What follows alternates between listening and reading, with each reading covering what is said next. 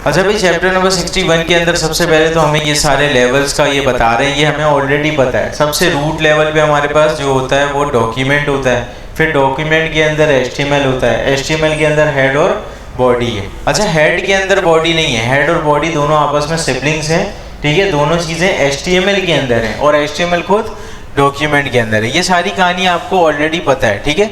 यहाँ पे ये लेवल 2 HTML का ये बता रहे हैं, लेवल 3 हेड का आ रहा है और यहाँ पे लेवल 3 दोबारा से बॉडी का आ रहा है, क्योंकि ये दोनों आपस में क्या है, सिबलिंग्स हैं, ठीक है। अच्छा, यहाँ पे जो है ना, मैं एक काम करता हूँ, गूगल पे ट्री स्ट्रक्चर लिखता हूँ, ठीक है। कोई अच्छी डायग्राम हमें यहाँ पे मिल जाए।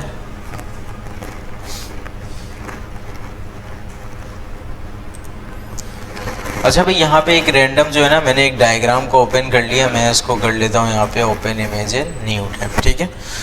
अच्छा, यहाँ पे हमारे पास एक ट्री का डायग्राम बना हुआ है बेसिकली, ठीक है। यहाँ पे जो सबसे टॉप पे हमारे पास नोड मौजूद है, इसे हम क्या कहते हैं, रूट। अच्छा, नोड पता है मैं इसको किसको कह रहा हूँ, ये जितने भी सर्किल्स हैं ना, इन सबको हम नोड्स बोलेंगे। अभी मैं बताता हूँ कि HTML के अंदर नोड हमारे पास क्या होता है।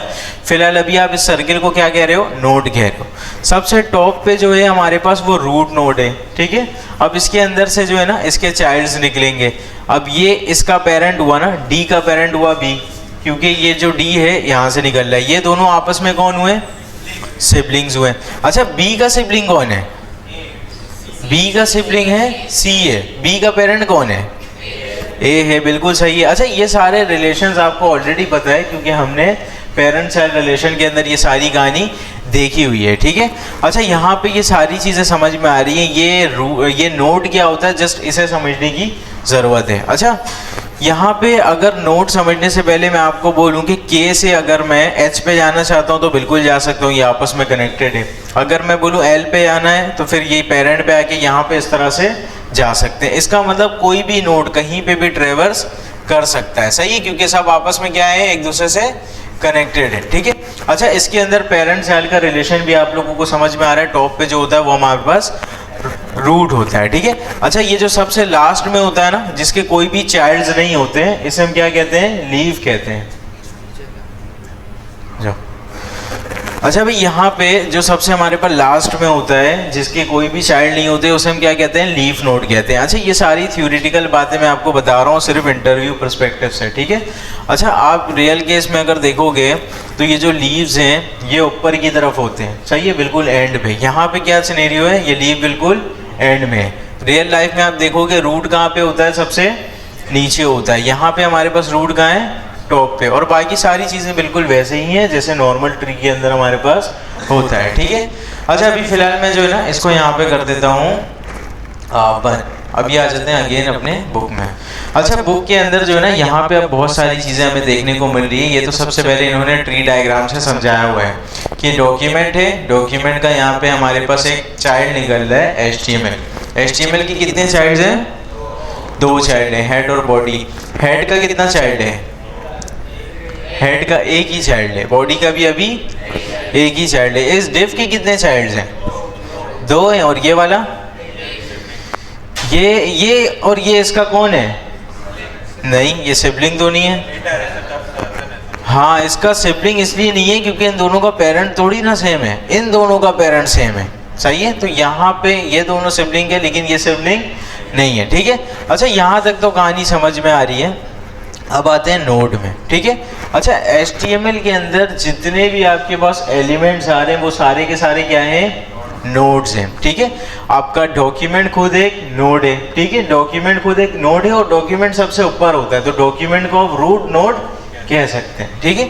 अच्छा, डॉक्यूमेंट भी नोड है, HTML भी नोड है, जितने भी एलिमेंट्स आ रहे हैं वो सारे के सारे नोड हैं। अच्छा, चैप्टर का नाम हमारे पास क्या था, junk artifact and node type. Junk artifact को हम समझ लेते हैं। एक तो एलिमेंट सारे नोड होते ही हैं, उसके अलावा जो हमारे पास जंक आर्टिफैक्ट है ना, मीन्स हमने कहीं पे कमेंट कर दिया, कहीं पे हम एंटर दे के स्पेस देते हैं, वो सारे के सारे भी क्या कहलाएंगे, नोड कहलाएंगे। वो सारे के सारे भी यहाँ पे नोड कंसीडर होते हैं।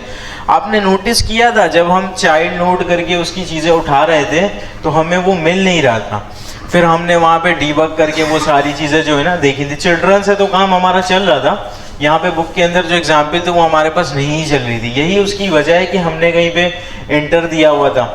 अच्छा, HTML की पहली क्लास के अंदर हमने एक चीज़ पढ़ी थी कि HTML हमारा एक्स्ट्रा स्पेसेस को क्या करता है, इग्नोर करता है। लेकिन ये जो इग्नोर वाला काम था ना, वो सिर्फ दिखाने की हद तक था।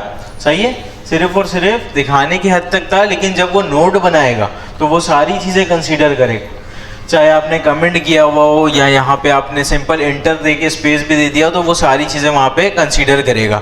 ये सारी चीज़ें आपको याद है, जब हमने वहाँ पे डिबग किया था तो हमें इस तरह का हैश टेक्स्ट और ये सारी चीज़ें वहाँ पे नज़र आ रही थी। क्यों? क्योंकि यहाँ पे जो है ना, ये बता रहा है कि टाइटल के बाद आपने जो टेक्स्ट लिखा हुआ है इसको भी हम नोट कंसीडर कर रहे हैं। जो स्पेस आ रहा है, जो कमेंट आ रहा है, वो सारी की सारी चीज़ें नोट कंसीडर हो रही है। इसलिए वहाँ से हमने डिबग करके उसका एक्चुअल जो बन रहा था ना, जो हमें एलिमेंट चाहिए, उस नोट तक हम पहुँचे थे, चाइल्ड नोट करके। ठीक है। अच्छा, ये सारी बातें आपको तभी समझ में आएंगी अगर आपने चैप्टर नंबर 60 को प्रॉपर तौर पे समझा था क्लास में। अगर ये अभी किसी को नहीं समझ में आ रहा है तो आप बता दो, मैं 60 को जो है ना एक दफ़ा रिमाइंड करा दूंगा। समझ में आ रहा है ये? Chapter number 60। ठीक है। अच्छा भाई, चैप्टर नंबर 60 से पहले हम लोगों ने जितना काम किया था, हम गेट एलिमेंट बाय आईडी और यहाँ पे हम टैग नेम, ये सारी कहानी हम कर रहे थे। उसके बाद मैंने आपको बताया था कि हमारे पास डॉम एक चीज़ होती है। डॉम का बेसिकली मतलब क्या होता है, अपने HTML को जावास्क्रिप्ट में लेकर आना। ठीक है। डॉक्यूमेंट के अंदर सारी की सारी कहानी होती है, सारी चीज़ें डॉक्यूमेंट के अंदर है। अगर मैं डॉक्यूमेंट को कह रहा हूँ चाइल्ड नोड 0, आप लोग क्या समझोगे? डॉक्यूमेंट का जो पहला चाइल्ड है। ठीक है। पहला चाइल्ड कौन है डॉक्यूमेंट का? ऑब्वियस सी बात है, HTML है। ठीक है। अच्छा, यहाँ पे 0 क्यों लिखा हुआ है? आप सबको पहले ही मालूम है कि यहाँ पे जो है ना, इंडेक्स नंबर स्टार्ट ही कहाँ से होता है? 0 से होता है। अभी यहाँ पे हम HTML में जा चुके हैं, ऐसा भी हम फिलहाल के लिए सोच रहे हैं। ठीक है। उसके बाद लिखा हुआ है HTML तक तो यहाँ पे आ चुके हैं। ठीक है। HTML पे आने के बाद क्या लिखा हुआ है? Child node 1। इसका मतलब HTML का दूसरा चाइल्ड 1 लिखा हुआ है, तभी मैं कह रहा हूँ HTML का दूसरा चाइल्ड। HTML का दूसरा चाइल्ड कौन होगा? बॉडी होगा। अगर मैं यहाँ पे 0 लिख दूँ तो ऑब्वियस सी बात है, मैं हेड की बात कर रहा हूँ। अभी फिलहाल यहाँ पे 1 है, इसका मतलब ये बॉडी पे जाना चाह रहे हैं। ठीक है। उसके बाद यहाँ पे लिखा हुआ है बॉडी का जो दूसरा चाइल्ड है। ठीक है। अब बॉडी के अंदर कुछ भी हो सकता है, डेव हो सकता है, यहाँ पे कोई भी स्पैन हो सकता है, ये सारी कहानी, कोई भी टैग्स हो सकते हैं। अब उसके अंदर भी ये दूसरे चाइल्ड के अंदर जा रहे हैं और यहाँ पे इनको जहाँ पे भी इन्होंने टारगेट किया था वो एलिमेंट यहाँ पे मिलेगा। अगर आपको थोड़ा सा भी याद है, ये वाला काम हमने यहाँ से कॉपी करके अपने पास चलाया था और वो हमें मिल नहीं रहा था। क्यों नहीं मिल रहा था? इसी जंग आर्टिफैक्ट की वजह से। जंग आर्टिफैक्ट क्या कहता है कि ये सारी कहानी आप कर रहे हो ठीक तो है, लेकिन आप नोट बेसिकली ढूंढ रहे हो ना। नोट्स आपका एलिमेंट है, बिल्कुल ठीक है, लेकिन जो स्पेसेस बीच में आ रहे हैं, जो कमेंट आपने लिखा, जो टेक्स्ट आपने लिखा, वो सारे के सारे भी नोट कंसीडर होंगे। इस वजह से अगर आप यहाँ पे किसी डिव पे जाना चाह रहे हो सकता है उससे पहले आपने इंटर दिया हो, वो भी क्योंकि नोट था तो आपके पास वो स्पेस यहाँ पे उठ के आ जाएगा। हो सकता है आपने कोई टेक्स्ट लिखा हो सकता है आपने वहाँ पे कोई कमेंट लिखा हो, तो वहाँ पे ये वाली कहानी आ जाएगी और आप अपने नोट तक नहीं पहुँच पाएंगे। ठीक है। अच्छा, अगर ये आपने थोड़ा सा रिमाइंड कर लिया तो हम यहाँ से आते हैं दोबारा से जंग आर्टिफैक्ट में। जी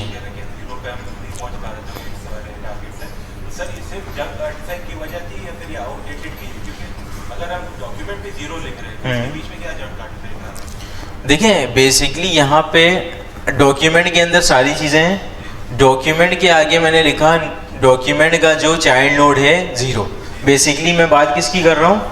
HTML की। लेकिन अगर मैं आपको कोड दिखाऊँ ना, डॉक्यूमेंट का कोड हमारे पास VS कोड मैंने खोला हुआ नहीं है, मैं एक सेकंड ओपन कर लेता हूँ।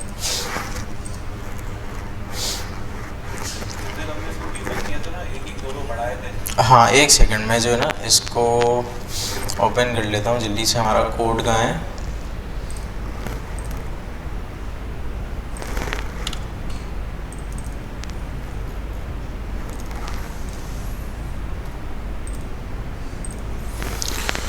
जावास्क्रिप्ट की कितनी क्लासें हो गई थी आपकी रिवीजन से पहले? 18 हुई थी ना?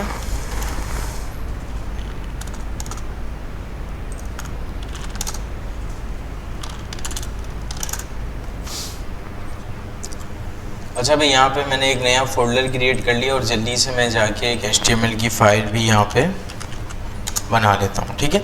अच्छा यहाँ पे जैसे ही मैंने जो है ना एमिट किया यहाँ पे HTML का कोड, यहाँ पे एक एंटर है, यहाँ पे ये वाला जो स्पेस है बेसिकली ये यहाँ से यहाँ तक का ये भी काउंट हो रहा है, सही है। यहाँ पे अगर मैंने कुछ नहीं भी किया है, यहाँ से यहाँ तक भी स्पेस है ना, जबकि अगर मैं इसको ऐसे कर दूँ तो अभी कोई स्पेस नहीं है। अगर मैंने एंटर किया तो ये काउंट हो रहा है। अच्छा आप लोग बोलोगे HTML के अंदर ये काउंट नहीं होता था, हमने शुरू के क्लास में वाइट स्पेस के अंदर पढ़ा था कि वो इग्नोर करता है, लेकिन वो दिखाने के हद तक का इग्नोर था।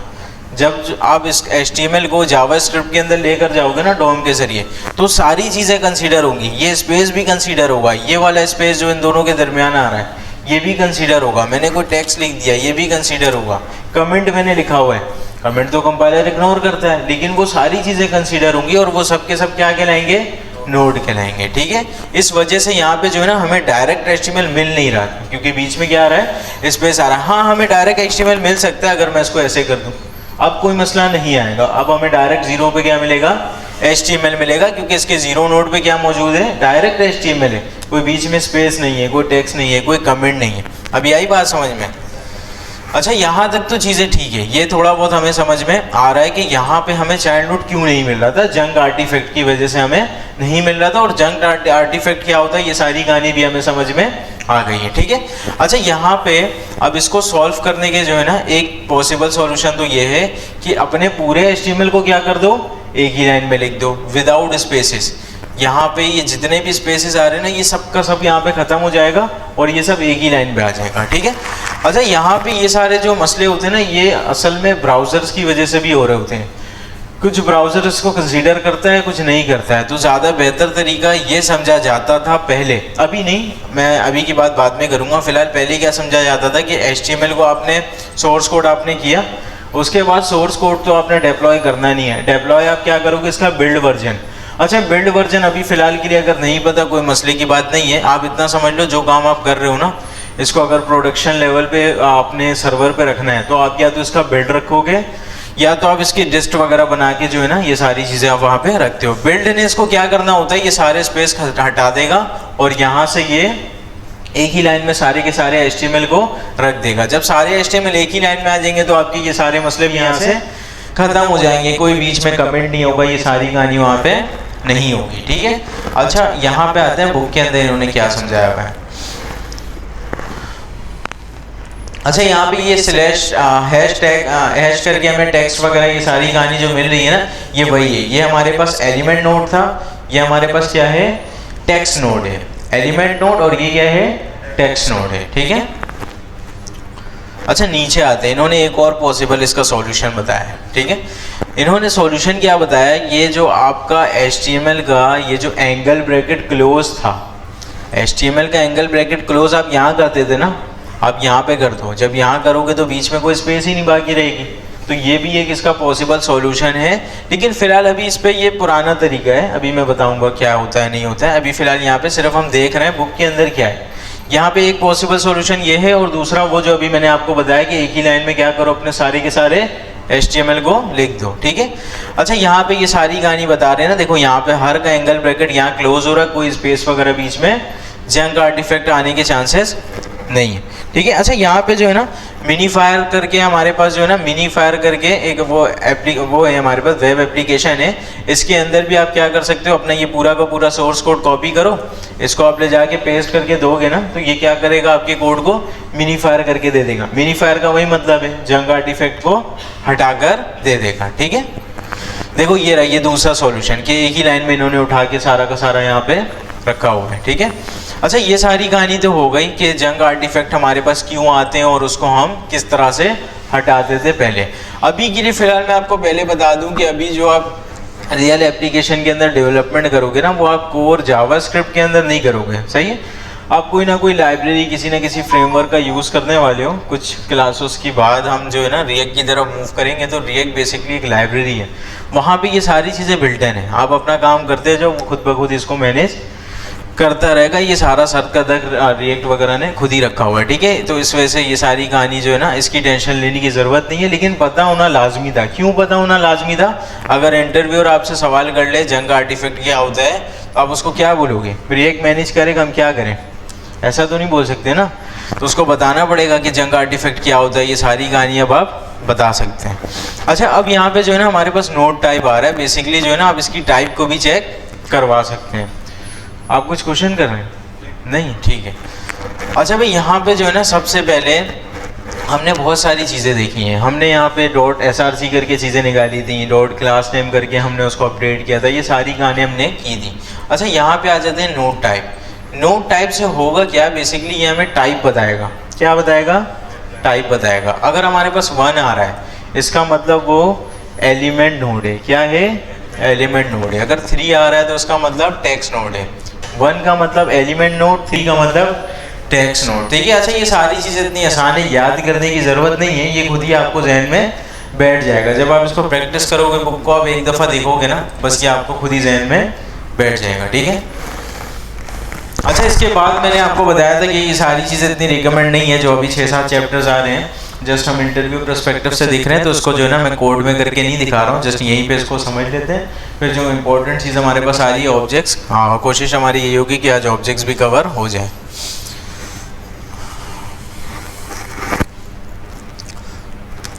अच्छा भाई, चैप्टर नंबर 62 हमारे पास आ रहा है, मोर वे टू टारगेट एलिमेंट, ठीक है।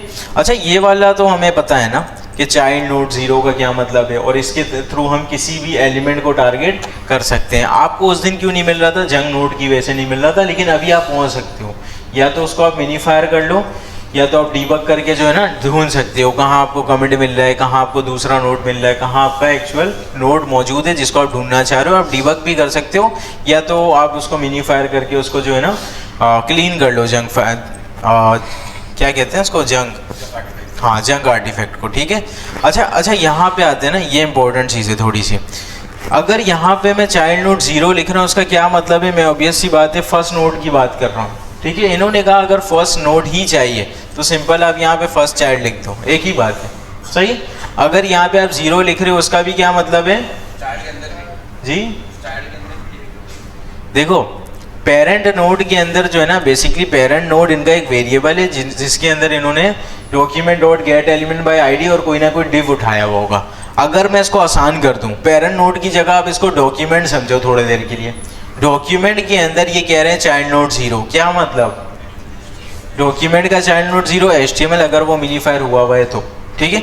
अच्छा, यहाँ पे ठीक है, अभी हमें समझ में आ रहा है। अगर हम इसको भी थोड़ी देर के लिए डॉक्यूमेंट समझें, और डॉक्यूमेंट का ये कह रहा है फर्स्ट चाइल्ड, ऑब्वियस सी बात है, एक ही बात है ना, डॉक्यूमेंट का फर्स्ट चाइल्ड है कौन? HTML है। यहाँ पे भी हमने 0 लिखा हुआ है, मीन्स हम फर्स्ट ही चाइल्ड की बात कर रहे हैं। तो बेसिकली ये भी एक तरीका है, आप चाहो तो ये यूज़ कर लो, कोई मसले की बात नहीं है, लेकिन रिकमेंड तरीका ये दोनों नहीं है। आपने जाना document dot gate element by ID की तरफ ही है, ठीक है। अच्छा, यहाँ पे इसी तरह से हम क्या कर सकते हैं, हम जो है ना अभी फ़िलहाल यहाँ पे इनके पास होगा 2 ही, हमारे पास जो है ना एज्यूम हम कर रहे हैं कि हमारे पास 2 ही है, तो इसलिए यहाँ पे इन्होंने लास्ट चाइल्ड के साथ इसको कंपेयर करके दिखाया हुआ है। लेकिन ये ज़रूरी नहीं है कि लास्ट चाइल्ड जो है ना यहाँ पे तीसरा उठा कर दे, जो भी लास्ट इसका होगा चाइल्ड वो ला कर देगा, ठीक है। अगर यहाँ पे हमारे पास चाइल्ड नोड 10 भी हो सकता था, 12 भी हो सकता था, 30 भी हो सकता था, जो भी इसका लास्ट चाइल्ड है। फिलहाल डॉक्यूमेंट के अंदर तो पहला और लास्ट वो HTML खुद ही होता है। अगर मैं उसके अंदर आ जाऊँ, बॉडी के अंदर आ जाऊँ मैं, ठीक है, बॉडी के अंदर जो भी हमारे पास लास्ट चाइल्ड होगा, हो सकता है वो डिव हो, कोई भी एलिमेंट हो सकता है, कोई भी नोड हो सकता है। नोड से मुराद कोई जंक आर्टिफैक्ट भी हो सकता है, अगर आपने मिनीफायर नहीं किया हुआ है तो आप यहाँ पे लास्ट चाइल्ड से भी उसको उठा सकते हैं, ठीक है। ये बेसिकली जो है ना इसके तरीके हैं। अगर आप चाहो, आपने उसको गिनना है, आप गिन के उठा सकते हो, तो आप ऐसे भी कर लो। आप उसका जो है ना सिंपल इंडेक्स नंबर दे दोगे यहाँ पे और आपके पास चीज़ें आ जाएंगी। लेकिन लास्ट देने से आपका काम थोड़ा सा आसान हो जाएगा, आपको गिनना नहीं पड़ेगा, डायरेक्ट लास्ट नोट जो भी होगा वो आपके पास आ जाएगा, ठीक है।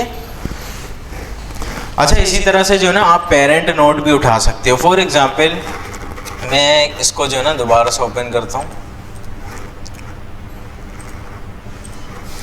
अगर मैं इस पे मौजूद हूँ और मैं इसका पेरेंट नोड उठाऊंगा तो कौन सा नोड मिलेगा मुझे?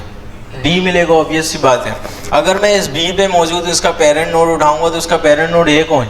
ए है, ठीक है। इसी तरह से जो है ना चाइल्ड नोड भी हम उठा रहे थे, तो चाइल्ड की तरफ हम जा रहे थे, ठीक है। तो यहाँ पे आके देख लेते हैं दोबारा से। अभी इन्होंने पेरेंट नोड उठाया हुआ है, समझ में आ रहा है कौन सा उठाना चाहिए? जो भी इसका पेरेंट होगा वो उठ के यहाँ पे आ जाएगा। अच्छा, पेरेंट नोड अगर मैं पहले चाइल्ड का उठाऊँ आखिरी चाइल्ड का उठाऊँ, पेरेंट तो दोनों का सेम ही होगा ना, तो वो पेरेंट में आप किसी भी चाइल्ड में से वहाँ से उसके पेरेंट को निकाल सकते हो। कैसे? अगर मैं इसको बोलूँ पेरेंट नोड बताओ, ये भी बताएगा। ई को बोलूँ पेरेंट नोड बताओ, तो ये भी क्या बताएगा? बी बताएगा, ठीक है। तो इस तरह से मैंने आपको थोड़ी देर पहले बताया था कि आप किसी भी नोड पे मौजूद हैं, आप कहीं पे भी यहाँ से जा सकते हैं, पेरेंट नोड पे आ सकते हैं, चाइल्ड नोड पे आ सकते हैं। अभी आगे देखेंगे नेक्स्ट सिबलिंग और हमारे पास प्रीवियस सिबलिंग भी होता है। अच्छा भाई, पेरेंट नोड के बाद हमारे पास ये देखो, ये यहाँ पे हमारे पास नेक्स्ट सिबलिंग भी आ गया कि अगला जो भी सिबलिंग होगा वो उठा के यहाँ पे इसको रखना है, ठीक है। अच्छा, अगला सिबलिंग यहाँ पे रखेगा, अगर हम चाहें तो पिछला सिबलिंग भी रखवा सकते हैं। फॉर एग्जाम्पल, मुझे नेक्स्ट टू नेक्स्ट सिबलिंग की तरफ जाना है। अगर मैं डॉट नेक्स्ट सिबलिंग कर रहा हूँ तो मुझे अगला सिबलिंग मिल रहा है। अगर मैं उसके आगे दोबारा डॉट नेक्स्ट सिबलिंग कर दूंगा, उसके अगला वाला मिल जाएगा। प्रीवियस आ सकते हैं हम, एक प्रीवियस करूँगा, एक पहले आ जाऊँगा, फिर डॉट प्रीवियस, फिर पहले, फिर मैं डॉट प्रीवियस करके फिर पहले आ जाऊंगा। अच्छा, पेरेंट पे जाऊंगा तो फिर इनका पेरेंट मिल जाएगा। अब क्योंकि सारे के सारे सिबलिंग्स है, कहीं पे भी मैं पेरेंट नोट करूंगा पेरेंट मुझे एक ही मिलेगा, क्योंकि सारे के सारे क्या हैं? सिबलिंग्स हैं। अच्छा, पेरेंट पे आने के बाद भी हम सिबलिंग पे जा सकते हैं ना। पेरेंट पे मैं आऊँगा, उसके पेरेंट के सिबलिंग पे पहुँच जाऊँगा, ठीक है। अभी ये वाली बात आप लोगों को थोड़ी बहुत समझ में आ रही होगी कि किसी नोड से कहीं पे भी हम जा सकते हैं, ठीक है। अगर मैं यहाँ पे हूँ, मैं पेरेंट पे आ सकता हूँ, बिल्कुल आ सकता हूँ। फिर इसके जो है ना मैं चाइल्ड पे जा सकता हूँ, फिर इसके मैं चाइल्ड पे जा सकता हूँ। अगर मैं चाहूँ तो इसके सिबलिंग पे जा सकता हूँ, फिर इसके चाइल्ड पे जा सकता हूँ। कहीं पे भी मैं यहाँ पे ट्रैवर्स ईजिली करवा सकता हूँ। अच्छा, ये सारा रिकमेंड तरीका नहीं है, मैं बार बार कह रहा हूँ कि आपने जो है ना इसको प्रोजेक्ट्स के अंदर यूज़ नहीं करना, लेकिन इसको समझना बहुत ज़रूरी है। नहीं समझोगे तो आप इंटरव्यू के अंदर फंस जाओगे। इंटरव्यू के अंदर अक्सर वो सारे सवालात होते हैं ना जिसके अंदर स्टूडेंट्स को फंसाया जाए, क्योंकि आप सबको ऑलरेडी पता है कि मार्केट में जो है ना बंदे बहुत ज़्यादा हैं, उनको थोड़ा सा सॉर्ट आउट करना होता है, ठीक है। जो भी बेस्ट होता है उसको ही कंसीडर किया जाता है हमेशा। तो ये सारी कहानी, ये सारे लॉजिक्स आपको पता होने चाहिए, ठीक है। अच्छा भाई, प्रीवियस सिबलिंग हमने देख लिया, नेक्स्ट सिबलिंग देख लिया, अब आ जाते हैं इसके बाद गेटिंग आवर टारगेट्स नेम। अच्छा, नोड टाइप हमने देख लिया था ना कि बेसिकली ये नोड की टाइप हमें बताएगा, ठीक है। अच्छा, नोड नेम अगर हम करेंगे ना तो सिंपल ये हमें नोड का नाम बताएगा। फॉर एग्जांपल, मैं पैराग्राफ को मैंने किया हुआ है टारगेट, चाइल्ड नोड करके, ये जैसे भी मैं कर सकता हूँ, प्रीवियस सिबलिंग या कुछ भी। अगर मैं डॉट नेम कर रहा हूँ और वो पैराग्राफ था तो कैपिटल में पी मेरे पास आ जाएगा। मैं चाहूँ तो कंसोल कर लूँ, कोई लॉजिक लगा दूँ कि अगर वो वाला जो एलिमेंट आ रहा है वो पी है तो उसको H1 बना दो। मैं कोई भी लॉजिक कर सकता हूँ ना, अगर वो पी है तो उसका कलर चेंज कर दो, ये काम मैं वहाँ पे करवा सकता हूँ, ठीक है। तो नोड नेम के ज़रिए बेसिकली हमारे पास जो टैग्स है ना उनका यहाँ पे नाम कैपिटल में आ जाता है। इन्होंने बताया हुआ भी है कि स्पैन है तो इस तरह से कैपिटल में आपके पास स्पैन IMG वगैरह ये सारी कहानी वहाँ पे आ जाएगी, ठीक है।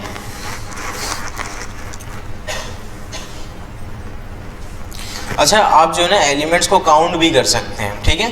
अच्छा, सबसे पहले तो यहाँ पे इन्होंने किया गया है gate element by tag name किया है इन्होंने, और यहाँ पे LI को उठा रहे हैं। अच्छा, gate element by tag name, tag name का आप सबको ऑलरेडी पता है कि ये एलिमेंट डला कर देगा, भले वो एलिमेंट एक ही क्यों ना हो, लेकिन आएगा किसमें? एरे के अंदर, ठीक है। अब क्योंकि ये खुद एरे के अंदर आ रहा है तो उसके अंदर हम डॉट लेंथ लगा दें, कोई मसले की बात? लेंथ ऑब्वियस सी बात है, पता चल जाएगा। यही काम इन्होंने किया, वेरिएबल के अंदर स्टोर इन्होंने करवा दिया और LI डॉट लेंथ कर। इसके अंदर कोई नई चीज़ आपको नज़र आ रही है? आप शुरू से एरे के अंदर जो है ना डॉट लेंथ करते हुए आ रहे हैं, और यहाँ पे भी ये चीज़ एरे के अंदर आ रही थी, तो यहाँ पे आपने अगर डॉट लेंथ किया तो इसका आपने यहाँ पे एलिमेंट काउंट कर लिया, बस। इससे ज़्यादा इसके अंदर कुछ भी नहीं है, ठीक है। अच्छा, जब आपके पास लेंथ आ रहा है तो यहाँ पे आप फॉर का लूप, ये सारी कहानी आप कर सकते हैं, ठीक है। ये वाला काम मैंने आपको क्लास में करके दिखाया भी था कि इसकी लेंथ तक जो है हमारा लूप चला दो, और इनर टेक्स्ट वगैरह जो भी चेंज करना है, कलर वगैरह, वो हमने करवाया था, ठीक है। अच्छा, अब उसके बाद नीचे हमारे पास वही आ रहा है कि पेरेंट नोड, फिर चाइल्ड नोड, ये सारी चीज़ें आ रही हैं। अच्छा, ये जो पेरेंट नोड है बेसिकली ये वेरिएबल का नाम है। इसके अंदर आ क्या रहा है हमारे पास, जहाँ पे भी D1 की ID होगी वो यहाँ पे आ जाएगा, ठीक है। अब उसके चाइल्ड नोड सारे के सारे यहाँ पे उठ के आ जाएंगे। सिर्फ पहला चाहिए होता, स्क्वायर ब्रैकेट लगा के 0 लिख देता। अब मैं फर्स्ट चाइल्ड भी कर सकता हूँ, ऑब्वियस सी बात है, फर्स्ट चाइल्ड भी है ना हमारे पास, फर्स्ट चाइल्ड भी करता तो हमारे पास फर्स्ट आ जाता, ठीक है। और यहाँ पे फिर ये डॉट लेंथ वगैरह इन्होंने किया हुआ है उसके लेंथ को चेक करने के लिए। नोट्स भी फिर मतलब सारे कलेक्शन एरे में आ रहे हैं, नोट्स के, जो दिया हुआ है इन्होंने। हाँ, क्योंकि उसके अंदर मल्टीपल चीज़ें हैं, मल्टीपल नोट्स हैं ना, इस वजह से।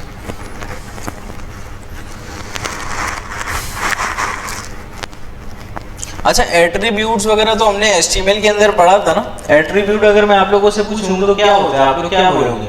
HTML जो भी हमारा टैग होता है HTML का, उसके साथ कोई एक्स्ट्रा बात हम बता दें उसको, कोई एक्स्ट्रा इन्फॉर्मेशन भेज दें, बेसिकली वो एट्रीब्यूट होता है। जैसे कि हम href भेजते हुए आ रहे हैं और हमने क्या भेजा हुआ है, सोर्स भेजा हुआ है, हमने टाइटल भेजा हुआ है, नेम भेजा हुआ है, ID भेजा हुआ है, हमने क्लास हम भेजते हैं, ठीक है। ये सारे के सारे क्या हैं, एट्रीब्यूट्स हैं, ठीक है। यहाँ पे इन्होंने यही सारी चीज़ बताई हुई है कि ये एट्रीब्यूट का नाम है, ये एट्रीब्यूट की वैल्यू है। ये सारी कहानी आपने कहाँ पे पढ़ी है, HTML के अंदर। देखो ये ID बता रहे हैं, क्लास बता रहे हैं, सोर्स है, स्टाइल है, स्टाइल इनलाइन स्टाइलिंग के अंदर हमने पढ़ा हुआ है ना कि इनलाइन स्टाइलिंग, बेसिकली हम यहाँ पे भी एक्स्ट्रा बात ही तो भेज रहे हैं, सही है। अच्छा भाई नीचे आते हैं थोड़ा सा, यहाँ पे ये हमें ऑलरेडी पता है, हाँ ये यहाँ पे हमें जो है ना एक नई चीज़ दिखी है, हैज़ एट्रीब्यूट। अच्छा, हैज़ एट्रीब्यूट बेसिकली एक हमारे पास मेथड है। अगर मैं हैज़ एट्रीब्यूट कर रहा हूँ ना, हैज़ एट्रीब्यूट नाम से ही बता रहा है क्या एट्रीब्यूट है। अब ये मुझे बूलियन में हाँ या नहीं बता देगा। फॉर एग्जाम्पल मैंने एक एलिमेंट गेट किया, मैंने जो है ना एक इमेज गेट किया, IMG का एक टैग मैंने अपने पास, भले वो मैंने गेट एलिमेंट बाय ID किया था, चाइल्ड नोड के जरिए मैं पहुंचा था, जैसे भी मैं वहाँ पे पहुंच गया था। अगर मैं वहाँ पे टारगेट करने के बाद मैं आगे लिखूँगा हैज़ एट्रीब्यूट क्लास, ये क्या चेक करेगा, क्या उसके अंदर क्लास का एट्रीब्यूट है, अगर है तो ट्रू बताएगा, नहीं है तो नहीं बताएगा। अब मैं लॉजिक लिख सकता हूँ यहाँ पे, अगर क्लास है तो उसको जाके इससे अपडेट कर दो, अगर नहीं है तो ये कर दो, वो कर दो, जो भी हम चाहें यहाँ पे इफ एल्स की लॉजिक यहाँ पे रख सकते हैं। अच्छा, ये हैज़ एट्रीब्यूट सिर्फ क्लास के लिए नहीं है, मैं चेक करूं उसके अंदर क्या ID है, अगर ये ID है तो ये कर दो, अगर ये ID है तो ये कलर लगा दो, ये कर दो, ठीक है। ये सारी कहानी, अगर ये ID है तो स्टूडेंट को डिलीट कर दो, स्टूडेंट को ऐड कर दो। जी टारगेट कर रहे हैं तो क्लास नेम लिख रहे हैं, यहाँ पे क्लास लिख रहे हैं। हाँ, यहाँ पे सिर्फ हम क्लास लिखेंगे, बेसिकली ये जो है ना हम वहाँ से ढूंढवा रहे हैं उसको, वहाँ पे हमने HTML के अंदर क्लास लिखा हुआ है, ठीक है। यहाँ से अगर हम इसको अपडेट करेंगे, इक्वल टू क्लास नेम करना पड़ेगा हमें, क्योंकि यहाँ पे अगर हम डायरेक्ट क्लास करेंगे ना, वो जावास्क्रिप्ट का रिजर्व कीवर्ड है। अच्छा, हैज़ एट्रीब्यूट क्या है, ये बेसिकली हमें बताएगा कि ये वाला एट्रीब्यूट मौजूद है या नहीं है। इसके अंदर जितने भी एट्रीब्यूट आप चाहो वो चेक करवा सकते हो, अगर वो होगा तो ट्रू आ जाएगा, नहीं होगा तो फॉल्स आ जाएगा, ठीक है। अच्छा अभी नीचे आते हैं थोड़ा सा। अच्छा, ये हैज़ एट्रीब्यूट है, ये गेट एट्रीब्यूट है। गेट का मतलब अगर मैंने जो क्लास लगाई हुई है, फॉर एग्जांपल मैंने येलो की क्लास लगाई हुई है और यहाँ पे मैं गेट एट्रीब्यूट क्लास कर रहा हूँ, तो यहाँ पे आ क्या जाएगा, येलो आ जाएगा। एज्यूम हम कर रहे हैं कि हमने वहाँ पे एक क्लास लगाई हुई है येलो की, जिसका नाम है, क्लास का नाम है येलो। अगर मैंने बोला गेट एट्रीब्यूट, गेट का मतलब लेकर आओ, सही है, गेट एट्रीब्यूट, सही है। एट्रीब्यूट लाओगे कौन सा, क्लास वाला, क्लास की एट्रीब्यूट वैल्यू क्या है, येलो है, ठीक है। और अगर नहीं दी उसको तो अनडिफाइंड आएगा, डल आएगा। हाँ, यहाँ पे अनडिफाइन आएगा। अच्छा भाई यहाँ पे, अच्छा जिस तरह से हमारे पास गेट होता है ना, इसी तरह से सेट भी होता है। अच्छा, ये नाम से ही ये सारी चीज़ें हमें बता रही है ना कि गेट ला कर देगा, सेट का मतलब है ये सेट करके देगा। अच्छा, सेट के अंदर दो चीज़ें हमें देनी पड़ेंगी। अब ये बात मेक सेंस भी कर रही है, दो चीज़ें देनी पड़ेंगी, एक एट्रीब्यूट का नाम, दूसरा एट्रीब्यूट की वैल्यू, ठीक है। अगर मैं ID सेट करवाना चाहता तो यहाँ पे मैं ID लिखता और यहाँ पे जो भी मैं ID की वैल्यू देना चाहता था, अगर मैं P1 देना चाहता था तो यहाँ पे मैं P1 कर देता, ठीक है। जिस तरह हम हैज़ चेक कर रहे हैं, गेट कर रहे हैं, इसी तरह से हम सेट भी यहाँ पे करवा सकते हैं। यहाँ तक कोई मसले की बात। चैप्टर नंबर 66, एट्रीब्यूट नेम और वैल्यू। अच्छा, ये हमने ऑलरेडी देखा हुआ है, एट्रीब्यूट का नाम क्या है, एट्रीब्यूट की वैल्यू क्या है, ठीक है। इसके अंदर कोई भी नई चीज़ आपको देखने को नहीं मिलेगी, ये सारी की सारी कहानी जो है ना आपने ऑलरेडी पढ़ी हुई है। अच्छा, एट्रीब्यूट नाम क्या होता है, अगर मैंने class name equal to yellow किया हुआ है, क्लास बेसिकली एट्रीब्यूट नाम है, वैल्यू क्या है, येलो, ठीक है। अच्छा, यहाँ पे देखते हैं एग्जाम्पल इन्होंने क्या दिया हुआ है। अच्छा भाई यहाँ पे तो सबसे पहले इन्होंने लिस्ट के अंदर क्या उठा के रखा, gate element by tag name P, ठीक है। जितने भी पी होंगे वो सारे के सारे लिस्ट के अंदर इन एरे आ जाएंगे, ठीक है। उसके बाद इन्होंने क्या किया, यहाँ पे P1 से इन्होंने एक आईडी दी हुई होगी किसी भी चीज़ को, P1 से, उसके बाद उसके चाइल्ड्स को उठा रहे हैं, ठीक है, कोई बात नहीं। चाइल्ड को उठाने के बाद अच्छा इसका कोई काम नहीं हो रहा ना, यहाँ पे सिंपल इसके एट्रीब्यूट्स को उठा रहे हैं। अच्छा डॉट एट्रीब्यूट्स करने से जो है ना इसके सारे के सारे क्या मिल जाएंगे आपको, एट्रीब्यूट्स मिल जाएंगे। अब सारे के सारे एट्रीब्यूट्स मिल रहे हैं, उन सबको क्या हम डॉट लेंथ लगा के चेक नहीं कर सकते? अगर मैं बोलूँ उन सबको लॉग में दिखाओ तो आप लोग एक फॉर का लूप चलाओगे, डॉट लेंथ तक आपने लूप को चलाना है और सिंपल यहाँ पे एट्रीब्यूट्स के अंदर जो इसका स्क्वायर ब्रैकेट होता है वहाँ पे आप आई लिख दोगे, सारे के सारे एट्रीब्यूट्स आपके पास लॉग हो जाएंगे। बात समझ में आ रही है किस तरह से लॉग होंगे? एक फॉर का लूप चलेगा, कब तक चलेगा, लेंथ तक चलेगा। देखना क्या है हमें, हाँ क्योंकि ये खुद एक एरे है ना, तो वहाँ पे हम इस एरे का नाम लिखेंगे और इसके इंडेक्स नंबर में हम क्या देंगे, वो जो हमारा काउंटर चल रहा होगा। जो आइट्रेशन हम ज़्यादातर आई का ही यूज़ करते हैं, इसलिए मैं डायरेक्ट आई कह रहा हूँ। जो भी आप आइट्रेशन के लिए वेरिएबल यूज़ करते हैं उस वेरिएबल का नाम। अच्छा नीचे इन्होंने यही किया हुआ है, डॉट लेंथ वगैरह से जो है ना इन सब चीज़ों को चेक किया हुआ है। और यहाँ पे अच्छा देखो ये जो है ना दूसरा जो इनके पास होगा बेसिकली तीसरा, क्योंकि यहाँ पे 2 लिखा हुआ है, तीसरे का ये क्या कर रहे हैं, नोड नेम देख रहे हैं। अभी हमने ऊपर नोड नेम पढ़ा है ना। अच्छा नोड वैल्यू भी हमें यहाँ पे मिल सकती है, ठीक है। अच्छा यहाँ पे इन्होंने क्या किया हुआ है, ऑन माउस ओवर के ऊपर जो है ना एक फंक्शन एग्जीक्यूट करवाया हुआ है, ठीक है। अच्छा ये HTML का कोड है और कुछ भी नहीं है, सिंपल यहाँ पे इन्होंने इवेंट लगा के यहाँ पे चेंज कलर का इनके पास एक मेथड या फंक्शन इन्होंने डिफाइन किया होगा और वहाँ पे ये सारा काम इन्होंने किया है, ठीक है। हाँ उसकी वैल्यू आ जाएगी, नेम करूँगा तो वो एट्रीब्यूट का नाम आ जाएगा। अच्छा अब आ रहे हैं कि आपने नोड्स वगैरह को ऐड किस तरह से करना है, ठीक है। अच्छा ऐड करना है ना तो सबसे पहले आपने उसको क्रिएट करना पड़ेगा, ठीक है। जब आप उसको बनाओगे तभी तो उसके अंदर ऐड करोगे। अच्छा यहाँ पे सबसे पहले इन्होंने बताया कि आप क्या करो, क्रिएट एलिमेंट करो, ठीक है। एक एलिमेंट इन्होंने बनाया, एलिमेंट कोई भी हो सकता है, पी एक एग्जाम्पल है। मैं एंकर टैग भी बना सकता था, बी भी बना सकता था, एम्फेसिस भी बना सकता था, डिव भी बना सकता था, स्पैन भी बना सकता था, जितने भी एलिमेंट होते हैं। अब यहाँ पे क्रिएट एलिमेंट करो, सही है। क्रिएट एलिमेंट आपने किया, उसके बाद यहाँ पे जो है ना न्यू टू ऐड के अंदर ये चीज़ स्टोर हुई है। अभी देखते हैं इन्होंने कहाँ इसको यूज़ किया। अच्छा अभी फ़िलहाल यहाँ पे इन्होंने एक वेरिएबल के अंदर स्टोर कर दिया, नेक्स्ट लाइन पे अभी इसका कोई यूज़ हो नहीं रहा। यहाँ पे इन्होंने एक और IMG का क्या कर लिया, एलिमेंट क्रिएट कर लिया, ठीक है। नीचे आते हैं थोड़ा सा। अच्छा भाई यहाँ पे जो है ना इन्होंने सेट एट्रीब्यूट क्या करता है, एट्रीब्यूट सेट कर देगा। बेसिकली वहाँ पे वो क्लास ले जाकर क्या रख देगा, रेगुलर रख देगा। इसका फ़ायदा पता है क्या होगा, रेगुलर के ऊपर जो भी स्टाइल होगा ना वो वहाँ पे अप्लाई हो जाएगा, ठीक है। क्लास हम लगाते हैं स्टाइल के लिए। नीचे आते हैं थोड़ा सा, यहाँ पे क्रिएट इन्होंने किया तो है, लेकिन इसका काम इन्होंने कहाँ किया। अच्छा यहाँ पे इन्होंने अभी एलिमेंट क्रिएट किया है, ठीक है। एलिमेंट के बाद उसके बाद ये इनका क्या क्रिएट कर रहे हैं, टेक्स्ट नोड। अच्छा टेक्स्ट नोड और एलिमेंट नोड आप लोगों को क्लियर है। एलिमेंट नोड हमारे पास क्या है, एलिमेंट नोड हमारे पास जितने भी एलिमेंट है ना वो वाले नोड तो सारे ही है ना। अभी हमने बात की थी, जो स्पेस आ रहा है वो भी नोड है जंग आर्टिफैक्ट की वजह से, जो टेक्स्ट आ रहा है वो भी नोड है, जो एलिमेंट आ रहा है वो भी नोड है। एलिमेंट जो है ना वो एलिमेंट नोड है। जो टेक्स्ट होता है एलिमेंट के दरमियान में आप टेक्स्ट भी तो लिखते हो, दिस इज पैराग्राफ या लॉरम करके आप जो लिखते हो वो आपका टेक्स्ट नोड है। बात समझ में आ रही है। अच्छा ये ऊपर इन्होंने एक पैराग्राफ का एलिमेंट नोड बनाया था, ठीक है। क्या यहाँ पे इन्होंने एलिमेंट नोड बनाया पैराग्राफ का, ये रहा। और नीचे ये क्या कर रहे हैं, यहाँ पे टेक्स्ट नोड क्रिएट कर रहे हैं। मीन्स इन्होंने टेक्स्ट इसके अंदर हेलो रखवाना था, तो इसलिए इन्होंने यहाँ पे क्या रखा, हेलो रखा, ठीक है। आप यहाँ पे लॉरम वगैरह जो भी चाहे यहाँ पे रखवा सकते हैं, ठीक है।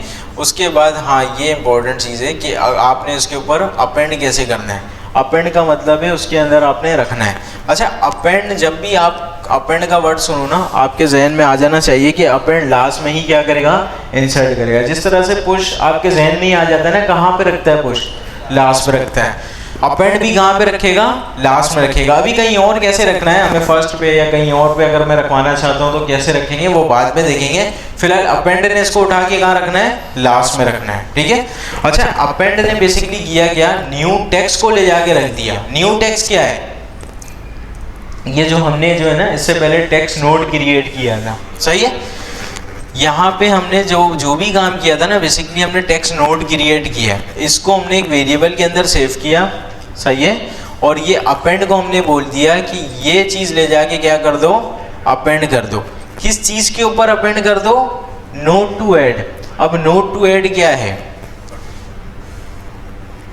ये रहा, सही है। अभी हमने थोड़ी देर पहले देखा था ना कि यहाँ पे हमने एक एलिमेंट क्रिएट किया, उसका मैंने बताया था कि यहाँ पे भी यूज़ हो नहीं रहा, उसका देखो यूज़ इन्होंने यहाँ पे किया हुआ है, सही है। इन्होंने नोड टू ऐड के अंदर जो है ना क्या रखा हुआ था, एक एलिमेंट बना के रखा हुआ था। अभी इन्होंने एलिमेंट बना के मेमोरी के अंदर रखा हुआ था, ठीक है। उसके बाद इन्होंने एलिमेंट नोड बनाया, टेक्स्ट नोड बनाया, ठीक है। उसके बाद इन्होंने अपेंड कर दिया, ठीक है। ये स्टेप्स आपको पता होने चाहिए। एलिमेंट नोड बना और उसके बाद हमारे पास ये टेक्स्ट नोड बना, उसके बाद ये ले जाकर क्या कर देगा, इसको अपेंड कर देगा। अच्छा, अपेंड चाइल्ड नाम से ही बता रहा है कहाँ पे अपेंड करेगा, लास्ट में, ठीक है। अच्छा भाई, यहाँ पे भी देखते हैं, यहाँ पे जो है ना सबसे पहले डॉक्यूमेंट डॉट क्रिएट एलिमेंट, ये एलिमेंट कहाँ क्रिएट होना चाहिए, डॉक्यूमेंट के बिल्कुल जो है ना लास्ट पे, सही है। क्योंकि लास्ट में इसलिए होगा क्योंकि यहाँ पे हमने अपेंड चाइल्ड किया है। अब आते हैं, अगर मुझे पहले करना है, बीच में करना है या कहीं और करना है तो वो किस तरह से होगा। अच्छा, अपेंड हमने देख लिया ना, अपेंड के बाद मुझे यहाँ पे कहीं पे मिल जाएगा, ये भी ये रहा, इंसर्ट बिफोर, ठीक है। इंसर्ट बिफोर से जो है ना बेसिकली आप कहीं पे भी इंसर्ट करवा सकते हैं। इंसर्ट बिफोर के अंदर बेसिकली आपने करना क्या होता है, यहाँ पे इन्होंने इंसर्ट बिफोर के अंदर ये बताया हुआ है न्यू एलिमेंट, ठीक है। अच्छा, ये न्यू एलिमेंट का वेरिएबल है, एलिमेंट बनाना है, टेक्स्ट नोड बनाना है, उसके बाद वो आपने रखना है, वो काम इन्होंने ऑलरेडी करके यहाँ पे न्यू एलिमेंट के अंदर रखा हुआ होगा। न्यू एलिमेंट कहीं पे वेरिएबल ऊपर होगा, लेकिन उसके अंदर क्या काम है हमें ऑलरेडी पता है। उसके अंदर क्या हो रहा होगा, बेसिकली एलिमेंट बना हुआ होगा, ठीक है। अब यहाँ पे ये बता रहे हैं target dot next sibling, target के अंदर जो है ना इन्होंने यहाँ पे क्या उठाया हुआ है, पेरेंट डिफ डॉट चाइल्ड नोड 1। अब पेरेंट डिफ भी इनका क्या होगा, वेरिएबल होगा। पेरेंट डिफ, ये देखो, ये रहा पेरेंट डिफ, ठीक है। पेरेंट डिफ के अंदर इन्होंने डिफ 1 की जहाँ पे भी आईडी लगी हुई थी वो उठा के रखा है इन्होंने, सही है। कहीं पे भी हो सकता है, ये हो सकता है ये पहले ही हमारे पास डिफ हो, उसके अंदर डिफ 1 की आईडी लगी हुई हो, ठीक है। पहला डिफ उठ के पेरेंट डिफ में आया, सही है। अब उस डिफ के जो है ना दूसरे चाइल्ड की बात कर रहे हैं, ये उस डिफ के दूसरे चाइल्ड को उठा के एक वेरिएबल के अंदर रख दिया, सही है। दूसरे चाइल्ड को उठा के वेरिएबल के अंदर लिखा और आगे क्या लिख दिया, नेक्स्ट सिबलिंग, सही है। तो यहाँ पे जो भी उसका नेक्स्ट सिबलिंग होगा, यहाँ पे ऑब्वियस सी बात है ये पूरा का पूरा इसको पाथ बता रहे हैं कि कहाँ ले जाकर रखना है। अगर आपने डायरेक्ट ही कहीं पे यहाँ पे पाथ बताना था वो भी आप बता सकते हो, सिंपल, अगर आपको आईडी पता है तो, ठीक है। लेकिन हो सकता है इनको यहाँ पे नहीं पता हो, यहाँ पे इन्होंने काम थोड़ा कॉम्प्लेक्स किया है ताकि आपके जो है ना कॉन्सेप्ट यहाँ पे ज़्यादा बेहतर तरीके से क्लियर हो जाए कि यहाँ पे सबसे पहले इन्होंने क्या उठाया, डिव उठाया, फिर डिव से ये क्या कर रहे हैं, इसके दूसरे साइड पे जा रहे हैं, फिर ये नेक्स्ट सिबलिंग पे जा रहे हैं, ठीक है। क्योंकि ये सारी कहानी आपने थोड़ी देर पहले पढ़ी है ना, अगर ये वाला काम करेंगे तो आपका ये सारा का सारा रिविजन यहाँ पे हो जाएगा। अभी बताओ इसके अंदर कोई सवाल है किसी का, जी।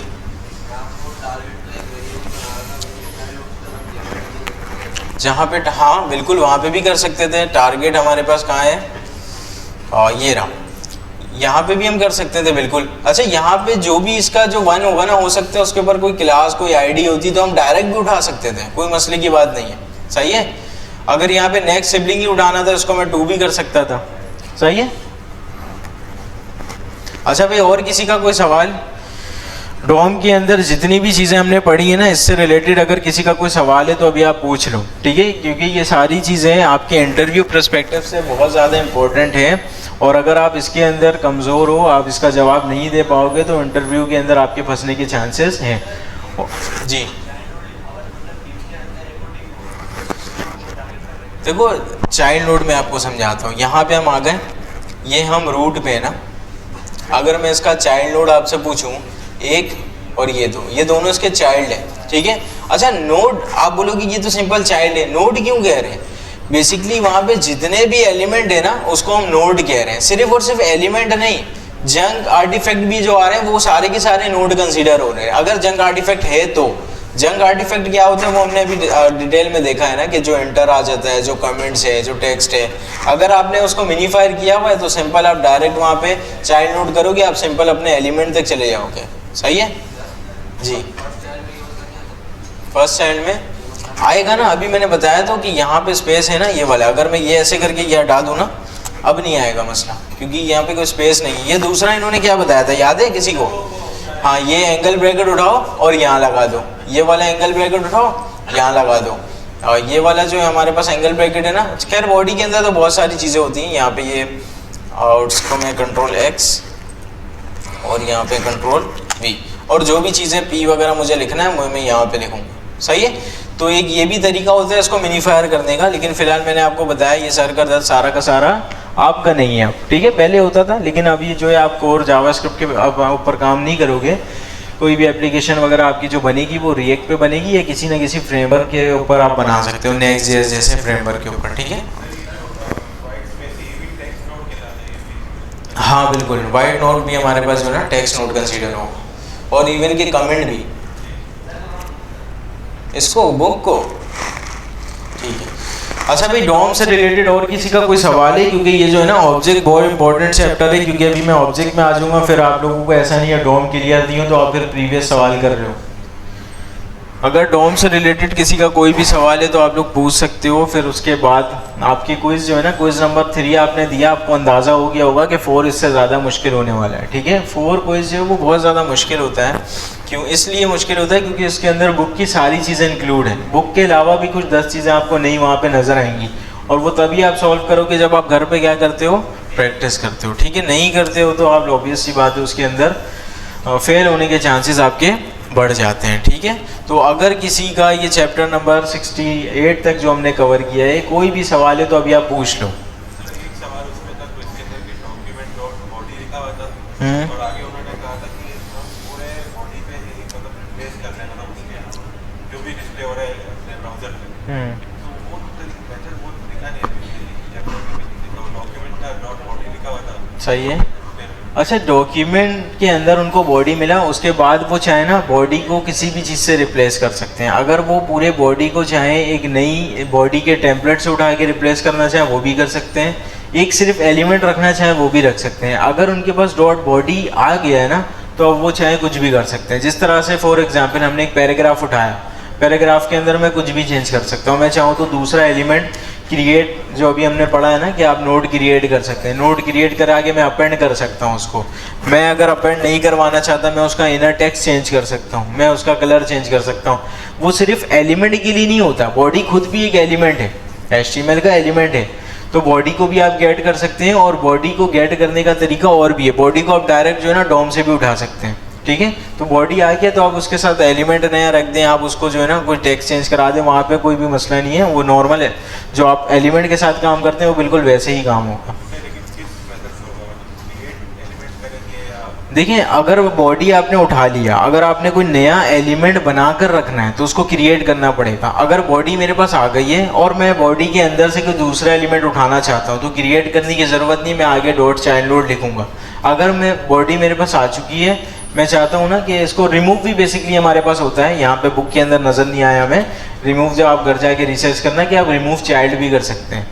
बेसिकली अगर मैं चाइल्ड को रिमूव करना चाहता हूँ, बॉडी आ चुकी, मैं रिमूव चाइल्ड करूँगा, उसके चाइल्ड नोट्स क्या हो जाएंगे, रिमूव हो जाएंगे। अब मैं उसके साथ जो है ना कुछ भी कर सकता हूँ। अच्छा, ये मैंने एक नई चीज़ आपको बताई है, रिमूव इसके बुक के अंदर नज़र नहीं आई।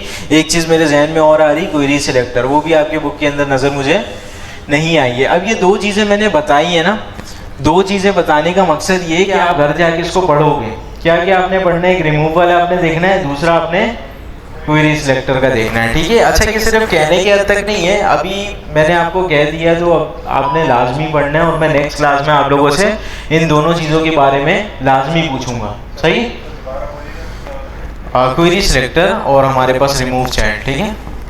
अच्छा भाई, अभी आ जाते हैं चैप्टर नंबर 69।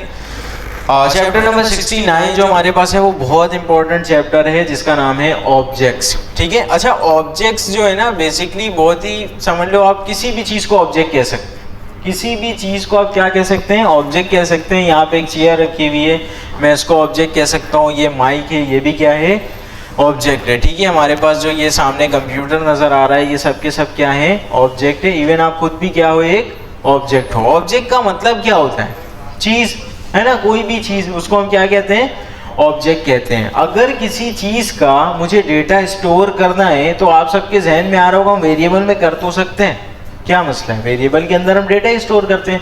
लेकिन मैं आपको एक चीज, अगर मैं एक सिनेरियो बताऊं, अगर हम मोबाइल का डेटा स्टोर करना चाह रहे हैं, मोबाइल के अंदर बहुत सारी चीज़ें हैं।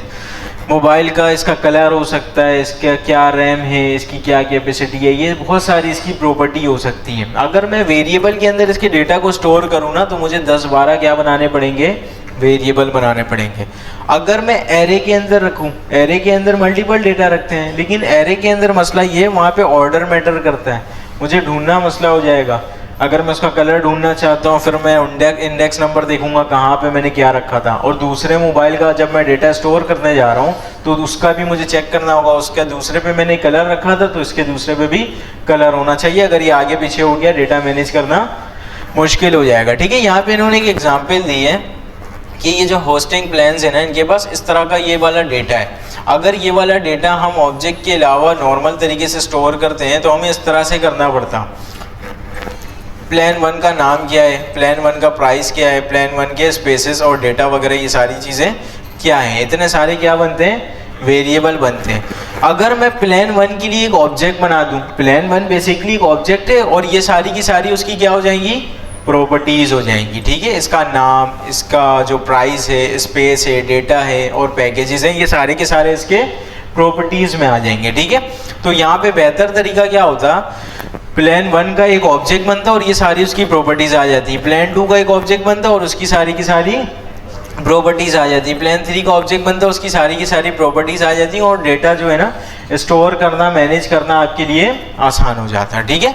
तो यहाँ पे जो है ना मैं आ जाऊँगा जल्दी से अब VS कोड में। अब जो है ना जल्दी से यहाँ पे एक app.js की फ़ाइल क्रिएट करते हैं और इसको क्या कर देंगे हम यहाँ पे स्क्रिप्ट के साथ अटैच कर देंगे, ठीक है। सही है भाई, यहाँ पे जो है ना स्क्रिप्ट को जल्दी से मैंने अटैच कर दिया। अच्छा ये ब्लैक थीम सही है ना, ठीक है। अच्छा भाई यहाँ पे सबसे पहले अगर हम नॉर्मल वेरिएबल की बात करें तो हम इस तरह से बनाते हैं वेरिएबल। अच्छा फॉर एग्जांपल मैं किसी जो है ना पर्सन के लिए बनाना चाह रहा हूँ तो इसका नाम हम पर्सन रखेंगे, ऑब्वियस सी बात है, ठीक है। अगर मैं इसके अंदर स्ट्रिंग रखना चाहता हूँ तो मैं डबल कोटेशन लगाऊंगा, कोई मसले की बात। नंबर रखना है तो फिर मैं डायरेक्ट नंबर लिखूंगा, चाहे वो नंबर इंटीजर हो या नंबर फ्लोट में क्यों ना हो, ठीक है। नंबर हो गया हमारे पास, इंटीजर हो गया, और यहाँ पे जो है ना मैं एक काम करता हूँ, अगर मैं यहाँ पे बूलियन रखना चाहूँ तो डायरेक्ट मैं यहाँ पे बूलियन की वैल्यू रख सकता हूँ। एरे हम कैसे रखते हैं, स्क्वायर ब्रैकेट से रखते हैं। अगर हमें ऑब्जेक्ट रखना है ना तो हम यहाँ पे क्या लगाएंगे, कर्ली ब्रेसेस, बस, ठीक है। यहाँ पे हमने एक ऑब्जेक्ट क्रिएट कर दिया और इतना ही आसान है ऑब्जेक्ट क्रिएट करना, ठीक है। एरे बनाने के लिए आप स्क्वायर ब्रैकेट लगाते थे, ऑब्जेक्ट बनाने के लिए आप क्या लगाओगे, कर्ली ब्रेसेस लगाओगे। यहाँ तक बात समझ में आ गई। अभी यहाँ पे कर्ली ब्रेसेस हमने इसलिए लगाया है, ये नॉर्मल स्ट्रिंग नहीं है, ये एरे नहीं है, ये बूलियन नहीं है, ये इंटीजर या फ्लोट नहीं है, ये है ऑब्जेक्ट, तो इसलिए मैंने लगाया है कर्ली ब्रेसेस। अब इसके अंदर एक थ्योरेटिकल टर्म है, आपको याद करना ज़रूरी है। ऑब्जेक्ट के अंदर आपके पास जो चीज़ें स्टोर होती हैं वो की और वैल्यू के पेयर में होती हैं। कैसे स्टोर होती है, की और वैल्यू के पेयर में होती है। तो सबसे पहले जो है ना मैं इसकी की का नाम दे देता हूँ। अच्छा की और वैल्यू का पेयर जो है ना उसको आप एक प्रॉपर्टी कह सकते हो। क्या कह सकते हो, प्रॉपर्टी कह सकते हो। पर्सन का मैं ऑब्जेक्ट बना रहा हूँ, इसकी क्या क्या प्रॉपर्टी हो सकती है। अच्छा ये वो प्रॉपर्टी नहीं है ना, ये जो विरासत से मिलती है उस प्रॉपर्टी की बात नहीं कर रहे हैं। ये इसकी क्या क्या खासियत हो सकती है, पर्सन की क्या क्या इसका नाम हो सकता है ना। तो यहाँ पे मैं नेम लिख देता हूँ, ठीक है। अच्छा यहाँ पे मैंने नेम का की लिखा है अभी, ठीक है। प्रॉपर्टी की मैंने यहाँ पे की लिखी है। अभी वैल्यू हमें लिखना पड़ेगा और इन दोनों के दरमियान में हमें यहाँ पे कॉलन लगाना पड़ेगा। बाहर अगर आप ऑब्जेक्ट के काम करोगे तो आप इक्वल टू का यूज़ करते हो, आप ऑब्जेक्ट के अंदर हो तो आप कॉलन का यूज़ करोगे।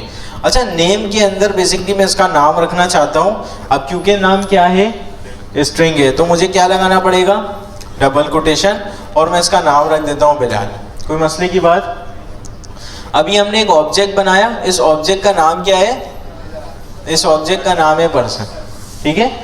ऑब्जेक्ट का नाम पर्सन है, ऑब्जेक्ट के अंदर एक प्रॉपर्टी मौजूद है, प्रॉपर्टी की वैल्यू के पेयर को हम कहते हैं, ये इसकी की है, ये इसकी वैल्यू है। यहाँ तक बात समझ में आ गई। अभी जो है ना मैं इसको यूज़ भी कर सकता हूँ। मैं एक काम करता हूँ, जल्दी से जो ना लॉग करवा देता हूँ इस पर्सन को और जल्दी से इसको चेक करते हैं। कॉपी पाथ,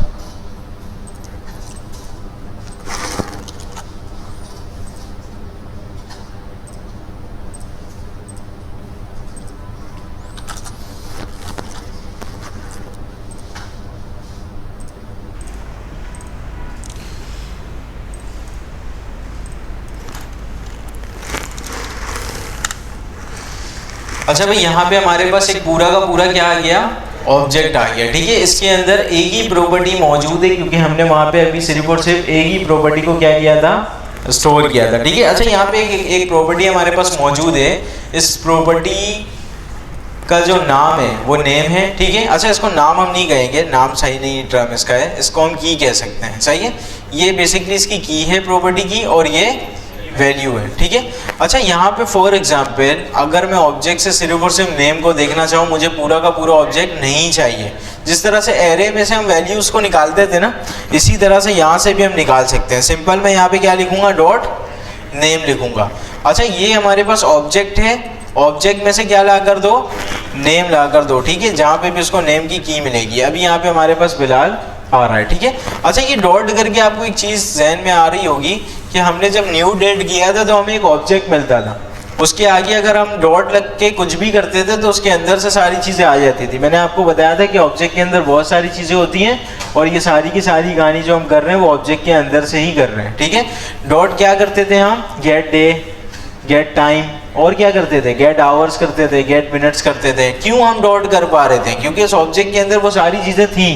ठीक है, अभी फिलहाल इसके अंदर नेम मौजूद है तो हम यहाँ पे नेम निकाल सकते हैं। क्या हम इसमें से आईडी निकाल सकते हैं, नहीं, क्योंकि आईडी इसके अंदर है नहीं। ठीक है, अच्छा यहाँ पे जो है ना फिलहाल अभी हमने एक ऑब्जेक्ट क्रिएट किया और इसके अंदर मैंने एक ही प्रॉपर्टी रखा हुआ है। अगर मुझे एक से ज़्यादा प्रॉपर्टी रखनी है इसके अंदर तो मैं कॉमा लगा के इसको सेपरेट करूँगा।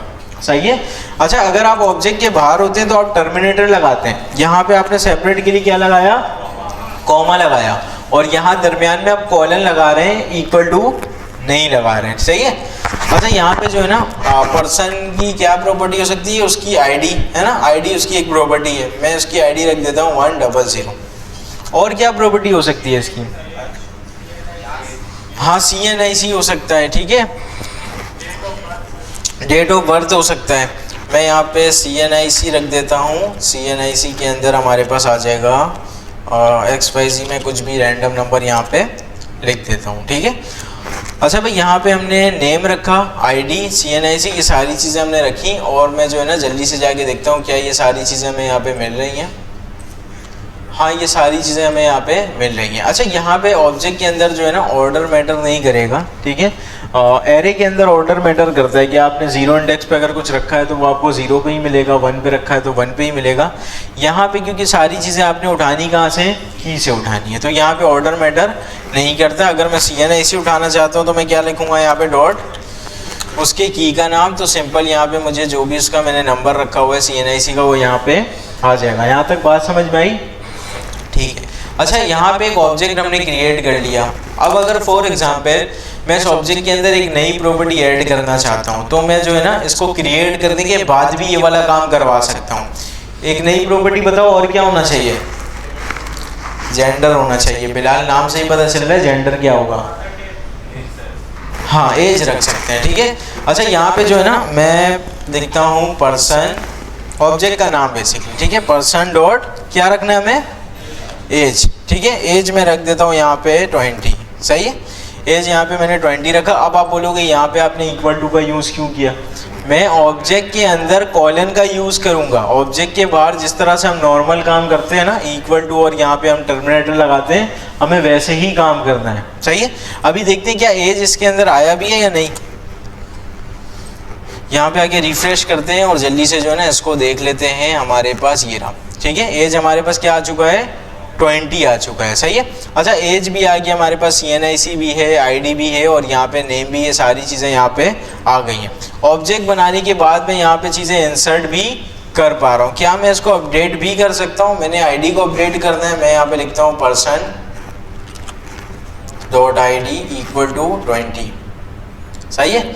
और यहाँ पे आईडी पहले क्या था हमारे पास 100, यहाँ पे आके चेक करते हैं तो यहाँ पे आईडी हमारे पास क्या हो गई है, यहाँ पे 20 हो गई है, ठीक है। अच्छा, ऑब्जेक्ट बनाने के बाद हम क्या कर पा रहे हैं, अपडेट भी कर पा रहे हैं, इंसर्ट भी कर पा रहे हैं, और इसको रीड तो हम कर ही रहे हैं काफ़ी टाइम से, ठीक है। यहाँ पे सिंपल अगर मैं डॉट एज कर दूंगा तो इसका मतलब मैं एज को क्या कर रहा हूँ, रीड कर रहा हूँ, ठीक है।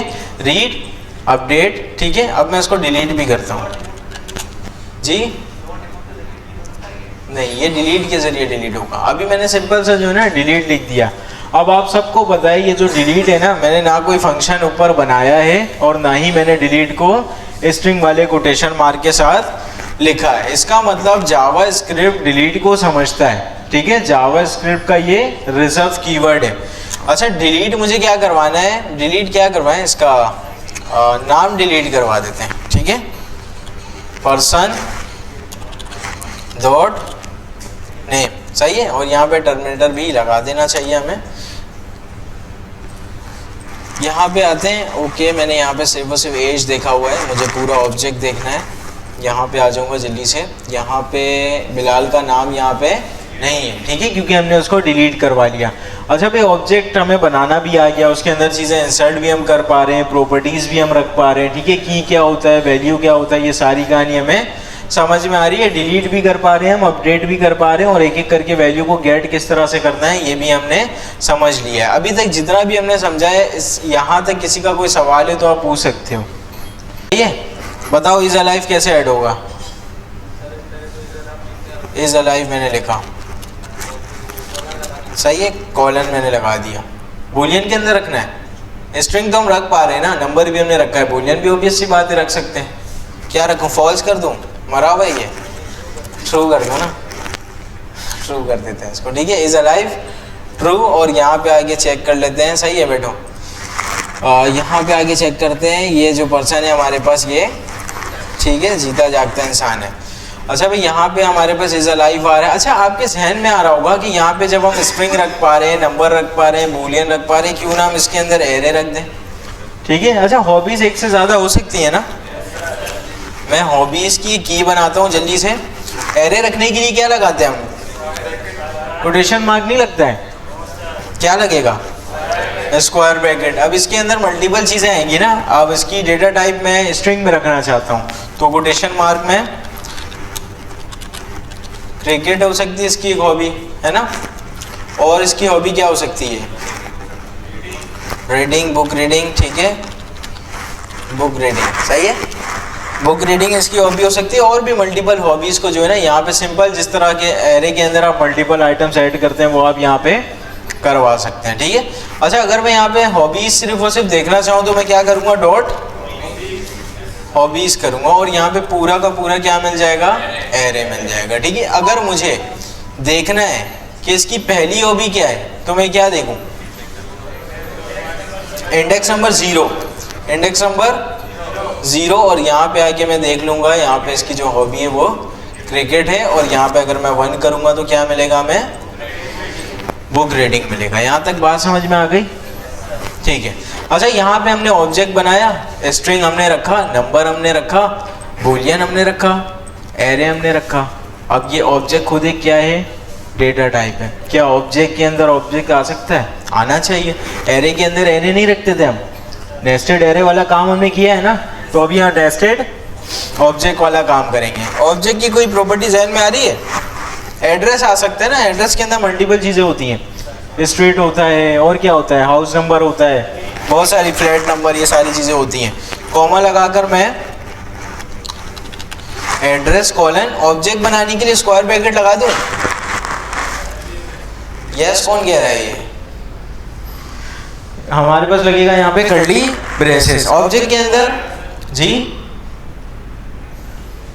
इक्वल टू नहीं, इक्वल टू देखो ऑब्जेक्ट के अंदर है ना, अगर मुझे बाहर से इंसर्ट करना हो तो फिर हम इक्वल टू लगाते हैं। अच्छा, यहाँ पे अभी फिलहाल जो है ना, एड्रेस के अंदर अभी मुझे प्रॉपर्टीज रखनी है मल्टीपल।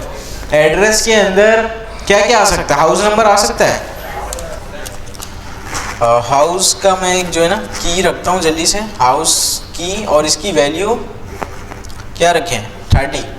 सही है, ये बेसिकली प्रॉपर्टी है। प्रॉपर्टी किसको कहते हैं हम? की वैल्यू के पेयर को, ठीक है। की वैल्यू के पेयर को हम प्रॉपर्टी कहते हैं। हाउस हमारे पास आ गया, मैं यहाँ पे जो है ना स्ट्रीट भी रख देता हूँ, यहाँ पे स्ट्रीट रख देते हैं 8। क्या रख दूँ?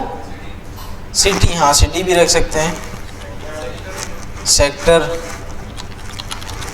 सही है, सिटी विटी यहाँ पे यहाँ जो है ना आप लोग रख सकते हो।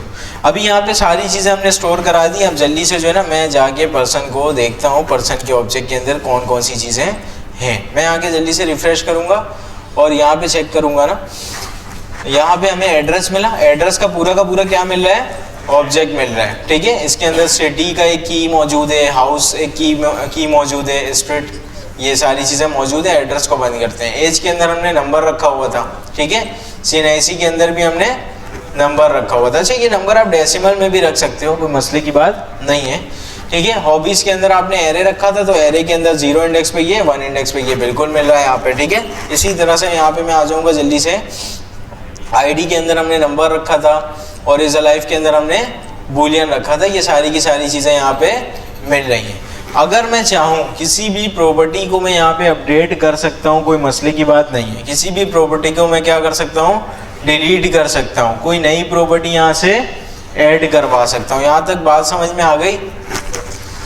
अच्छा भाई, कोई ऐसा स्टूडेंट जिसको ये ऑब्जेक्ट अभी तक समझ में नहीं आया, कोई ऐसा स्टूडेंट, अगर किसी का कोई सवाल है तो आप पूछ लो। फिर अभी अगर मैं सवाल करूँगा तो फिर आप क्लास से आधे घंटे पहले ही बाहर चले जाओगे, क्योंकि आधे घंटे की क्लास अभी बाकी। जी हाँ भाई, समझ में आ रहा है हसन?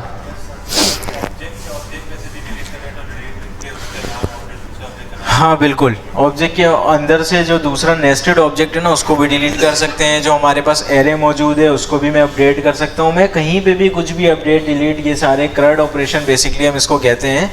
CRUD का मतलब होता है क्रिएट, R का मतलब होता है रीड, और U का मतलब होता है अपडेट, और D का मतलब होता है डिलीट, ठीक है। ये सारे के सारे CRUD हम यहाँ पे परफॉर्म करवा सकते हैं, ठीक है। और किसी का कोई सवाल है? वलीद, समझ में आ रहा है?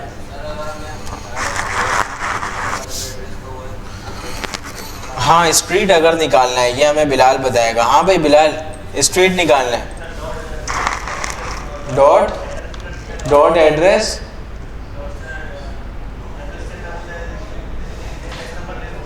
इंडेक्स नंबर क्यों? डॉट स्ट्रीट ही करना पड़ेगा ना, इंडेक्स नंबर क्यों दूंगा मैं?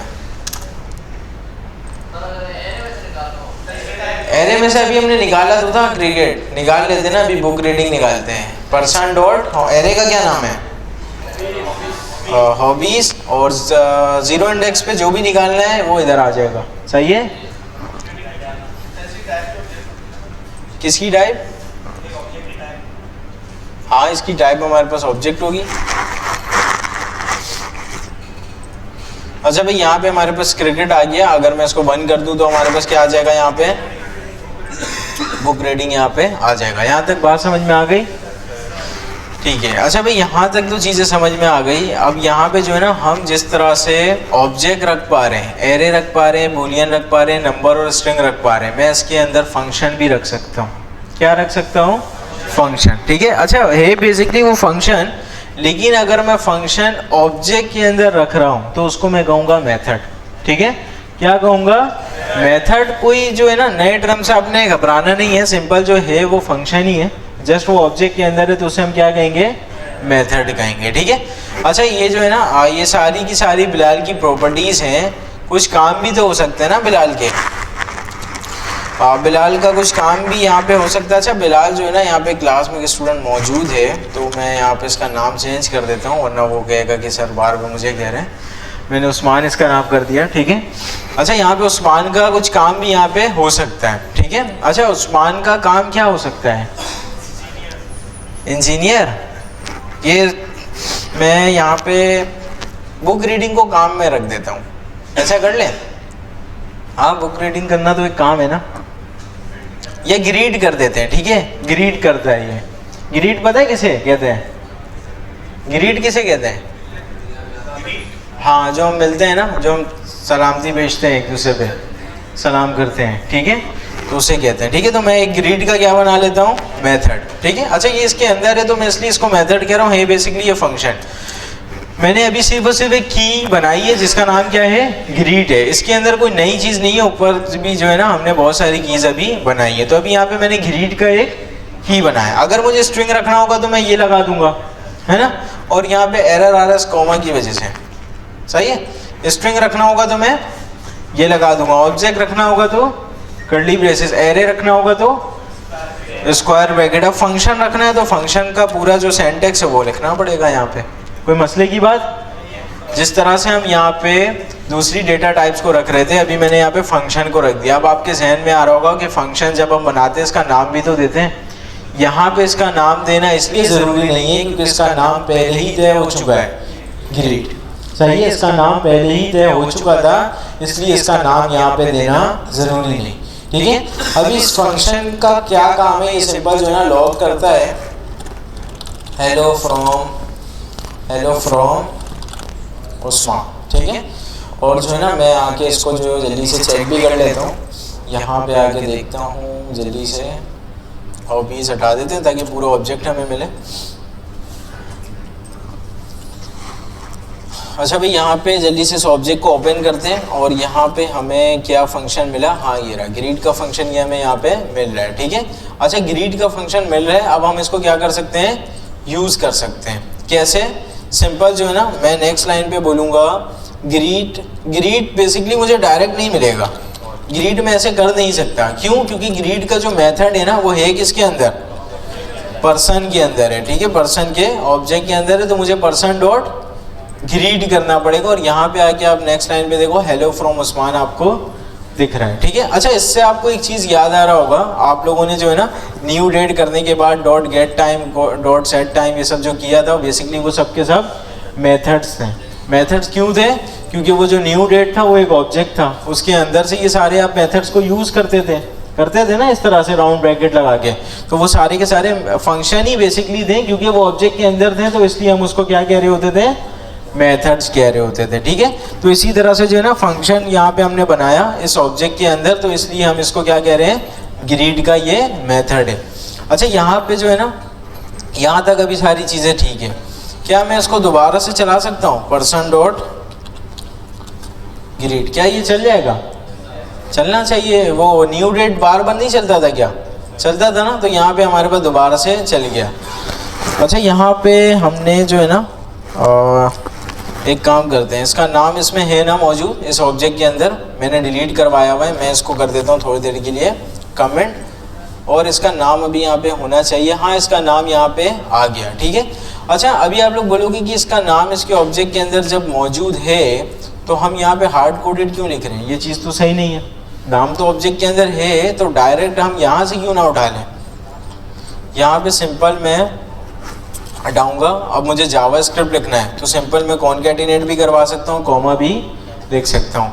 अच्छा मुझे जो है ना यहाँ पे बताना पड़ेगा, मुझे इस ऑब्जेक्ट का जो भी नाम है दिस डॉट नेम, ठीक है। अच्छा दिस का मतलब इसकी बात कर रहा हूँ जिस ऑब्जेक्ट के अंदर मैं हूँ। अभी फ़िलहाल ऑब्जेक्ट एक ही बना हुआ है मेरे पास। अगर 10 स्टूडेंट है 10 का अलग अलग ऑब्जेक्ट बनेगा ना, 10 का अलग अलग ऑब्जेक्ट बनेगा। दिस डॉट नेम मैं जिस ऑब्जेक्ट के अंदर हूँ उसका नाम, दूसरे ऑब्जेक्ट के अंदर हूँगा तो उसका नाम, ठीक है। तो इस वजह से मैंने यहाँ पे क्या लिखा, दिस की कीवर्ड का यूज़ किया हुआ है, ठीक है। अच्छा ये बहुत इंपॉर्टेंट कीवर्ड है, अक्सर जो है ना इसके बारे में आपसे पूछा जाता है। दिस बेसिकली बताता है कि हम जिस ऑब्जेक्ट के अंदर हैं उसकी हम बात कर रहे हैं, सही। अभी मैंने दिस डॉट नेम किया और यहाँ पे आके चेक करते भी हैं कि ये चल भी रहा है या नहीं। मैं आके रिफ्रेश करूँगा, हेलो फ्रॉम उस्मान बिल्कुल वैसे ही चल रहा है, ठीक है। अभी जो है ना मैं यहाँ पे इसके नाम को अपडेट करता हूँ, पर्सन डॉट नेम, और मैं यहाँ से कर देता हूँ इसको कैफ कर देते हैं, ठीक है। और यहाँ पे आके जल्दी से इसको रिफ्रेश करेंगे, हेलो फ्रॉम कैफ यहाँ पे आ रहा है। यहाँ तक बात समझ में आई? ऑब्जेक्ट आपको बनाना आ गया, प्रॉपर्टी समझ में आ गई, की क्या है, वैल्यू क्या है, ये सारी चीज़ें समझ में आ गई। बनाने के बाद अपडेट कैसे होता है, डिलीट कैसे होता है, ये सारे के सारे क्रड ऑपरेशन आपको समझ में आ गए। ऑब्जेक्ट के अंदर आपने मेथड कैसे रखना है, ऑब्जेक्ट के अंदर आपने पूरा का पूरा ऑब्जेक्ट कैसे रखना है, एरे कैसे रखना है, ये सारी बातें समझ में आई। कोई ऐसा स्टूडेंट जिसको अभी नहीं समझ में आया? अभी नहीं आया तो आप लोग पूछ सकते हो, कोई मसले की बात नहीं है। अगर आ गया तो फिर जो है ना हम यहाँ से आगे बढ़ सकते हैं। जी देखिए यहाँ पे जो है ना मैंने ये मेथड जो यूज़ किया वो यहाँ पे किया हुआ है, अपडेट में पहले कर रहा हूँ। सही है, जहाँ पे कॉल करूँगा तभी ये एग्जीक्यूट होगा ना। अच्छा भाई और किसी का कोई सवाल? दिस डॉट नेम की जगह पूरा का पूरा ऑब्जेक्ट यहाँ पे आने लगेगा। दिस डॉट पर्सन करूँगा तो अगर यहाँ पे मैं पर्सन कर दूंगा ये वाला, तो यहाँ पे ये पूरा का पूरा ये आने लगेगा और वो सही टर्म नहीं है जी। सिर्फ और सिर्फ person dot name, person dot name. देखो पर्सन डॉट नेम कर तो सकते हैं लेकिन वो बेहतर तरीका नहीं है। दिस बेसिकली कीवर्ड है ना, इसका रिजल्ट कीवर्ड है। दिस यूज ही इसलिए होता है कि इस ऑब्जेक्ट की हम किसी भी प्रॉपर्टी को उठा सकते हैं। पर्सन डॉट नेम आप करोगे ना तो हो सकता है बाद में जब आप जाके दूसरा यहाँ पे ऑब्जेक्ट बनाओगे as it is same object जिसके अंदर यही वैल्यूज़ वगैरह होंगी, तो वहाँ पे कन्फ्लिक्ट पे वो क्रिएट हो जाएगा। वहाँ पे जो है ना आपने इस पर्सन का नाम कुछ रखा होगा, दूसरे वाले में दूसरे वाले का चला जाएगा, तो वहाँ पे कन्फ्लिक्ट आ सकता है। अगर आप दिस करोगे तो यहाँ पे कोई चांसेस ही नहीं है। इसको पता है कि ये इसी ऑब्जेक्ट की बात कर रहे हैं, सही है। अच्छा इसी तरह से मैं और भी ऑब्जेक्ट क्रिएट कर सकता हूँ। मैंने इसको कंट्रोल C किया, कंट्रोल V कर दूंगा और इस पर्सन का नाम मैं यहाँ से 2 कर दूंगा, ठीक है। और यहाँ पे ये दूसरे पर्सन के लिए यहाँ पे क्रिएट हो चुका है। यहाँ तक बात समझ में आई। और यहाँ पे दिस डॉट नेम में क्या मिलेगा, यहाँ पे हाँ स्मार्ट 2 मिलेगा, ठीक है। अच्छा भाई और किसी का कोई सवाल ऑब्जेक्ट से रिलेटेड नहीं है? अभी आ जाते हैं बुक में, ठीक है।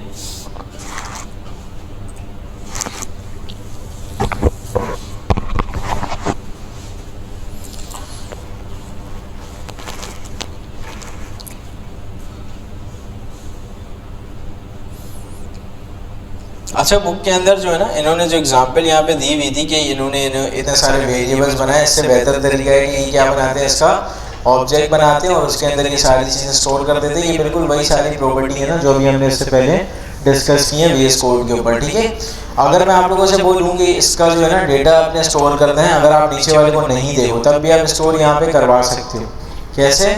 सिंपल जो है ना आपने यहाँ पे ये सारे के सारे ऑब्जेक्ट्स बनाने, ये सारी के सारे उनकी क्या हो जाएंगी, कीज हो जाएंगी और ये सारे के सारे आप वैल्यूज़ यहाँ पे रख दोगे। बात समझ में आ रही है? एक ही की मल्टीपल वैल्यू, जैसे कि हमने यहाँ पे हॉबी में रखा हुआ है, हॉबी की की पे मल्टीपल वैल्यू है तो ये एरे के अंदर रखना पड़ेगा, वरना एक की पे अगर मैं नॉर्मल स्ट्रिंग चाहूँ तो मल्टीपल नहीं रख सकता, मल्टीपल के लिए एरे रखना पड़ेगा।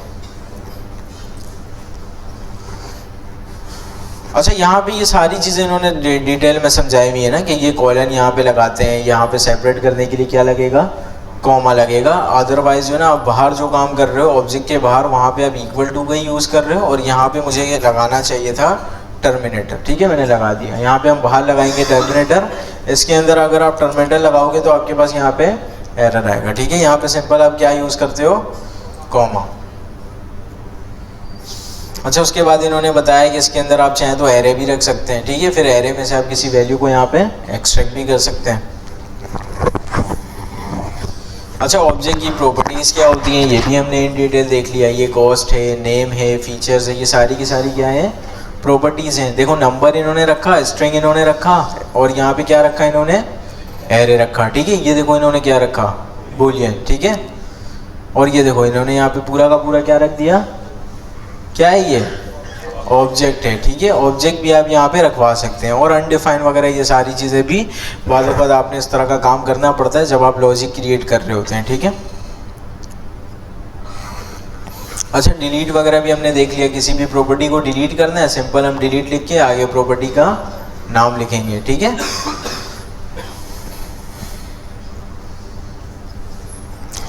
चैप्टर नंबर 71 के अंदर हमने मेथड्स पढ़े। मेथड्स क्या होता है, बिल्कुल सही है, क्या होता है, आसान। ऑब्जेक्ट क्या होता है, वो मेथड क्या होता है, ऑब्जेक्ट है।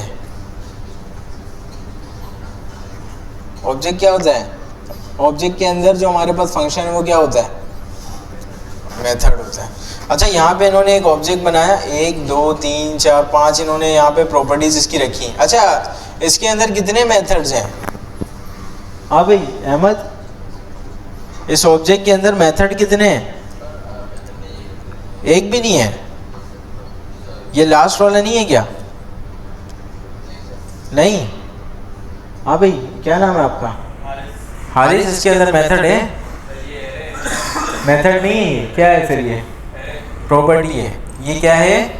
प्रॉपर्टी है। ठीक है, ऑब्जेक्ट के अंदर प्रॉपर्टीज या फिर मेथड्स होते हैं। प्रॉपर्टीज क्या है हमारे पास? जो भी उसका जो है ना उसकी खासियत, मेथड उसका काम। ठीक है, अगर मैं हमारे पास बेसिकली फैन यहाँ पे मुझे नजर आ रहा है, अगर मैं फैन की प्रॉपर्टी आप लोगों से पूछूं तो आप लोग क्या क्या बताओगे? क्या प्रॉपर्टी हो सकती है इसकी? कंपनी का नाम हो सकता है, सही है, और इसका कलर हो सकता है वाइट, है ना, क्वालिटी हो सकता है, बिल्कुल सही है। अच्छा मैं अगर पूछूं इसका मेथड क्या है तो क्या बताओगे? ये रोटेट करता है ना, घूमता है ना, हाँ सही है। ये सारे जो है ना इसके काम है। अच्छा यहाँ पे इन्होंने जो है ना फॉर लूप की लॉजिक वगैरह कोई लगाई हुई है। ठीक है, और यहाँ पे ये ब्रेक वगैरह कर रहे हैं, अगर ये इसको यहाँ पे जो है इनको ये मिल जाता है। ठीक है, ये सारे लॉजिक्स जो है ना बेसिकली ये पुराने आपके प्रीवियस चैप्टर्स के हैं। यहाँ पे ऑब्जेक्ट का कोई लेना देना फिलहाल के लिए नहीं है। ठीक है, ये फॉर लूप आपने ऑलरेडी पढ़ा हुआ है, इफ़ आपने ऑलरेडी पढ़ा हुआ है, ब्रेक आपने ऑलरेडी पढ़ा हुआ है, और कंपेरिजन ऑपरेटर तो आपने बहुत पहले पढ़ा हुआ है। ठीक है,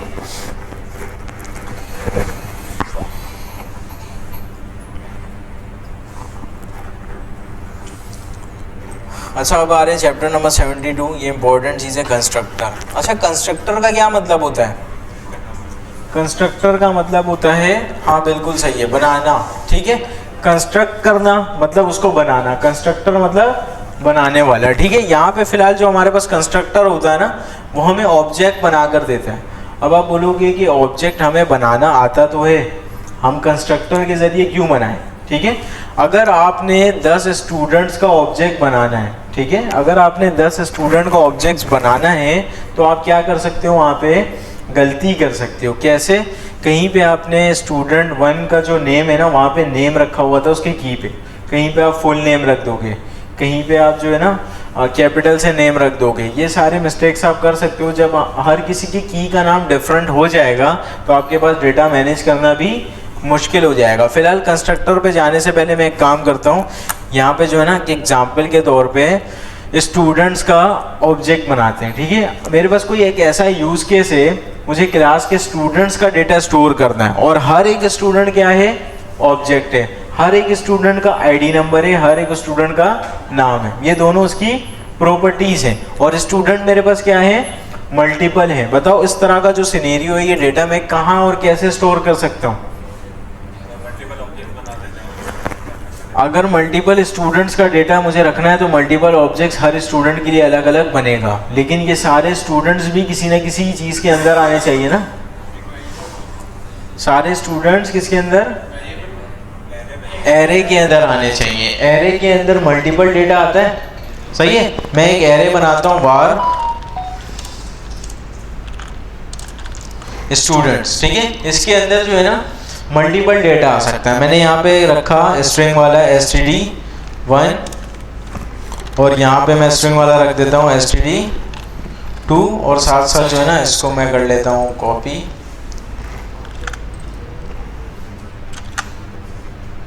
इसको कर देते हैं 3 और इसको कर देंगे यहाँ पे 4, ठीक है।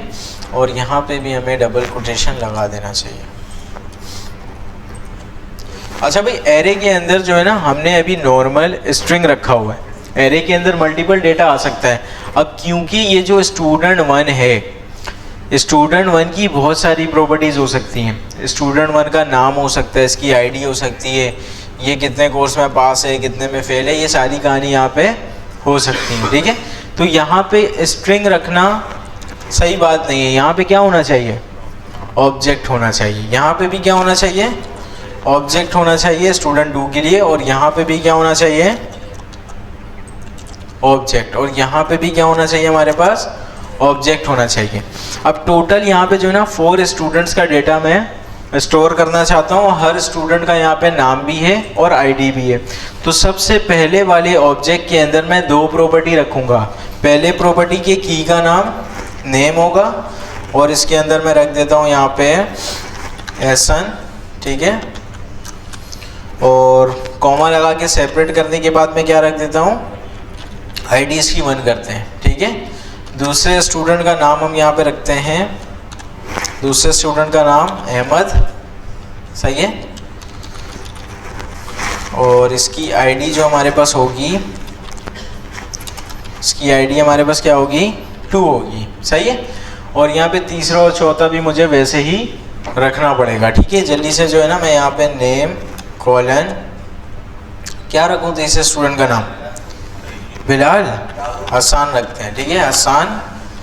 और यहाँ पे आईडी रख देंगे इसकी 3 और यहाँ पे हम रख देते हैं नेम और यहाँ पे रख देते हैं अली, अली रख देते हैं, ठीक है। और यहाँ पे जो है ना मुझे आईडी भी इसकी रखनी है, तो फिर मैं क्या करूँगा यहाँ पे 4, सही है भाई। यहाँ पे बेसिकली मैंने एरे ऑफ ऑब्जेक्ट्स बनाए, ठीक है। एक एरे के अंदर मल्टीपल ऑब्जेक्ट्स हैं। अच्छा, एरे के अंदर इससे पहले हम लोगों ने एरे तो रखा देखा था, है ना, एरे भी हमने रखा था, स्ट्रिंग भी रखा था, बूलियन भी रखा था, नंबर भी रखा था। अब हमने एक नई डेटा टाइप पढ़ी है तो हम वो भी यहाँ पे रखवा पा रहे हैं। यहाँ तक कोई मसले की बात? अच्छा भाई, एरे के अंदर हमने यहाँ पे ऑब्जेक्ट रखा, क्या ऑब्जेक्ट के अंदर एरे आ सकता है? अभी हमने रखा था हॉबीज थोड़ी देर पहले, है ना। तो इसी तरह से एरे के अंदर भी हम यहाँ पे मल्टीपल ऑब्जेक्ट्स रख सकते हैं, ठीक है। अच्छा, यहाँ पे हमारे पास टोटल एक स्टूडेंट्स का एरे मौजूद है। अगर मैं यहाँ पे आके देखूँ, हर एक स्टूडेंट खुद एक ऑब्जेक्ट है और इसकी बहुत सारी प्रॉपर्टीज हैं और डेटा एक्चुअल में आपके पास इसी तरह से स्टोर होना चाहिए, यही प्रॉपर तरीका है, सही।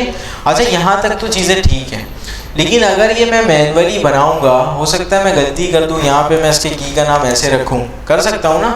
यहाँ पे मैं क्या कर सकता हूँ, फुल नेम कर सकता हूँ और आगे मैं चाहूँ तो दूसरा यहाँ पे नाम को चेंज कर सकता हूँ। तो अगर मैं इस तरह का काम कर दूंगा तो डेटा मैनेज करना मुश्किल हो जाएगा, इसलिए हम यूज़ करते हैं कंस्ट्रक्टर का, ठीक है। अच्छा, अगर कंस्ट्रक्टर पे जाने से पहले मैं आप लोगों से पूछूं कि हमारे पास एक एरे है, इस एरे के अंदर जो है ना मेरे पास हर एक स्टूडेंट का ऑब्जेक्ट mौजूद है, सारे स्टूडेंट का डेटा मेरे पास मौजूद है। मैं देखना चाहता हूं कि क्लास में जो है ना कितने स्टूडेंट्स हैं।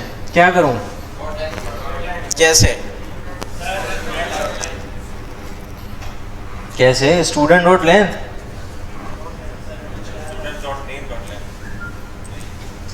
स्टूडेंट्स डॉट लेंथ से होगा काम? बिल्कुल होना चाहिए। इस एरे की लेंथ क्या है, 1 2 3 4, बिल्कुल हो जाएगा। यहाँ पे एरे की लेंथ हम पूछेंगे तो बिल्कुल यहाँ पे हमें मिल जाएगा। मैं बोलूँगा जितने भी स्टूडेंट्स हैं ना, सारे के सारे ऑब्जेक्ट्स यहाँ पे मेरे पास आ जाएं। तो सबको मैं देखना चाहता हूँ कि सबका नाम क्या है, आईडी क्या है। क्या करूँ मैं, लॉग कर देता हूँ मैं। अगर मैं स्टूडेंट्स 0 करूँ तो ये पहला वाला आ जाएगा, एहसन नाम वाला, है ना। यहाँ पे मैं आगे देखूंगा तो यहाँ पे एहसन आ रहा है और इसी को मैं क्या करूँ, कॉपी पेस्ट करके 1 2 3 4 कर दूँ। ये बिल्कुल भी अच्छा तरीका नहीं है, लूप चलाना पड़ेगा। लूप कैसे बनाऊँ? हाँ भाई, आप ज़रा पीछे खड़े हो ना, आप खड़े हो पीछे जी। आप नहीं, आपसे पीछे जो है समीर हो ना।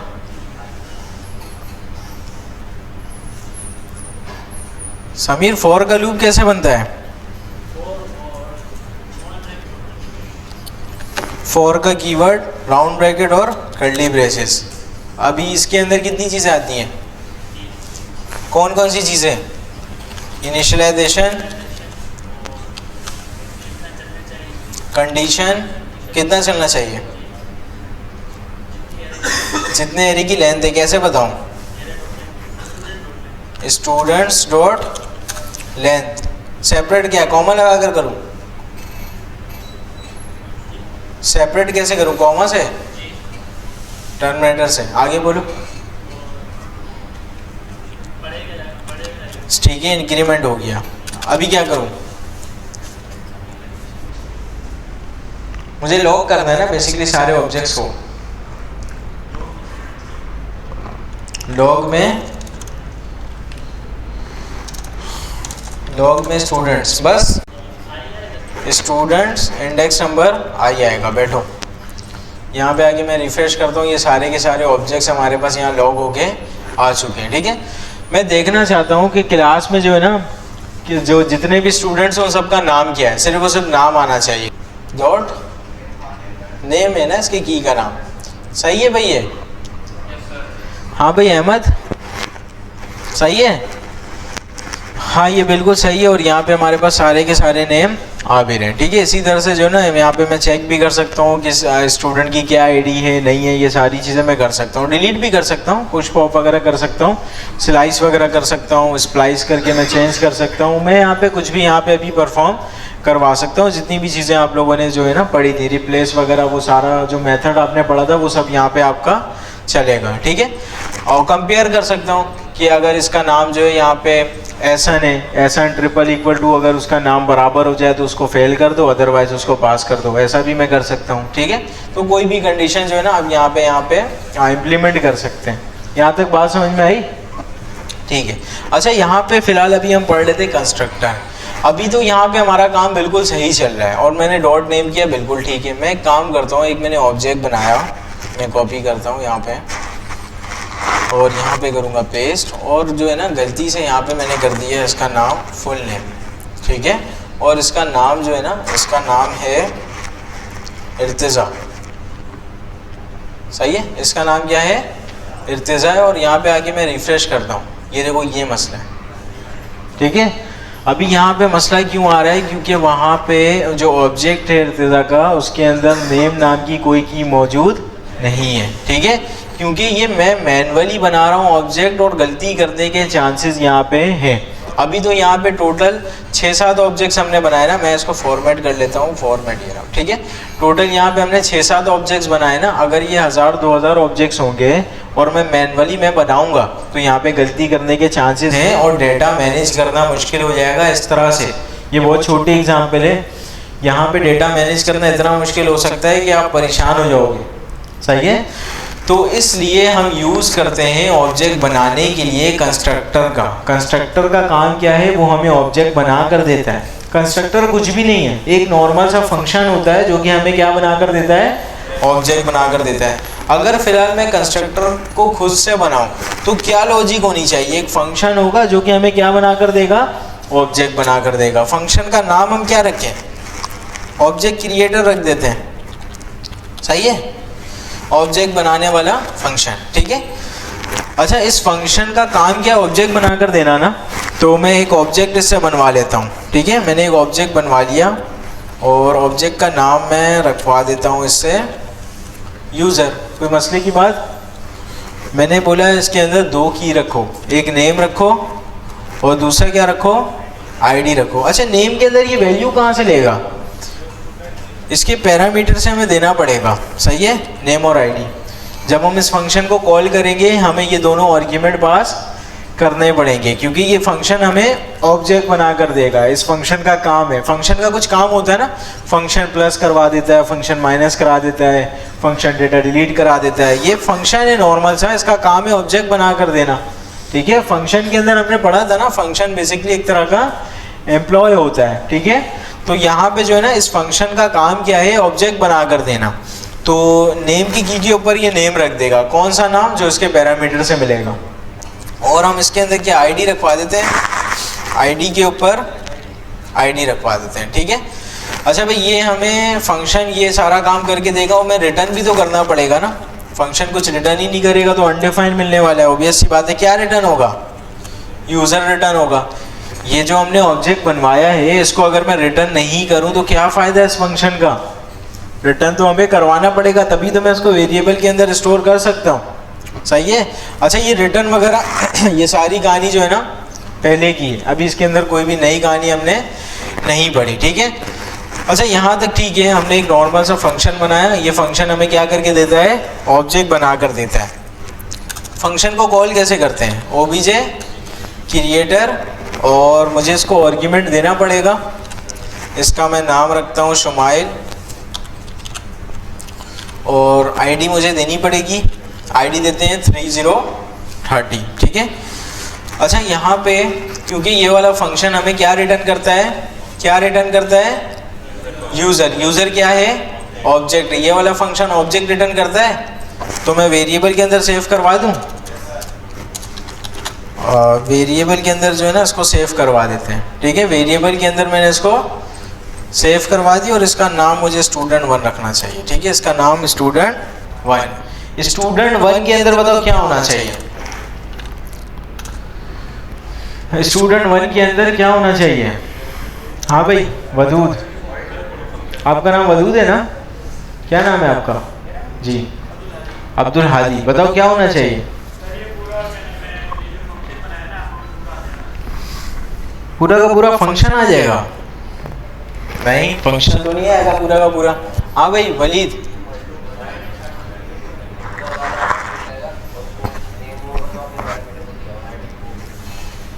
नेम की की के ऊपर वैल्यू क्या होगी, शुमाइल, और आईडी क्या होगी, 30 होगी, और एक ऑब्जेक्ट आ जाएगा हमारे पास। हाँ भाई अहमद सही कह रहा है, ये ऑब्जेक्ट आएगा, देखते हैं।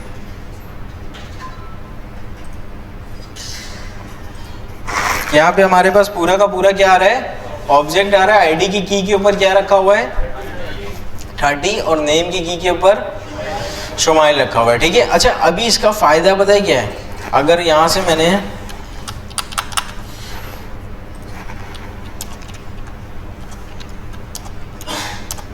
पांच स्टूडेंट का ऑब्जेक्ट क्रिएट किया था, और आईडी को भी मैं चेंज करता हूँ।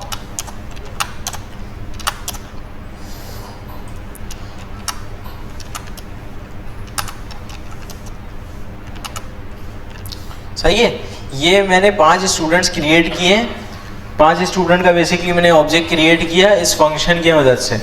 इस फंक्शन का फ़ायदा मुझे क्या मिल रहा है, इसकी की कभी भी चेंज नहीं हो सकती, हमेशा इसकी की के ऊपर नेम होगा, हमेशा इसकी की के ऊपर आईडी होगा, क्योंकि ये मैं मैनुअली क्रिएट नहीं कर रहा हूँ, मैंने एक फंक्शन बनाया, फंक्शन क्रिएट करके हमें दे रहा है, ठीक है। मैं इसको जल्दी से जो है ना, मैं बार बार करूँगा, लूप चला लेता हूँ इसको।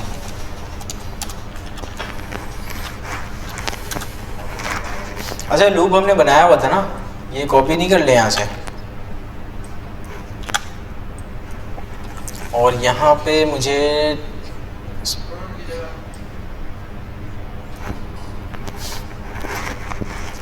अच्छा ये मुझे एरे के अंदर रखना पड़ेगा, इन सबको पुश करवाना पड़ेगा, इन सबको उठा के मुझे एरे के अंदर पुश करना पड़ेगा। तो मैं एक काम करता हूँ ना, एक एरे बना लेते हैं, वार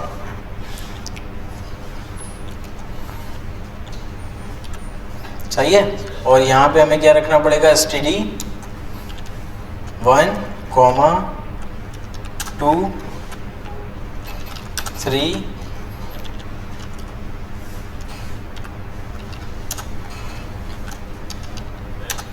सही है।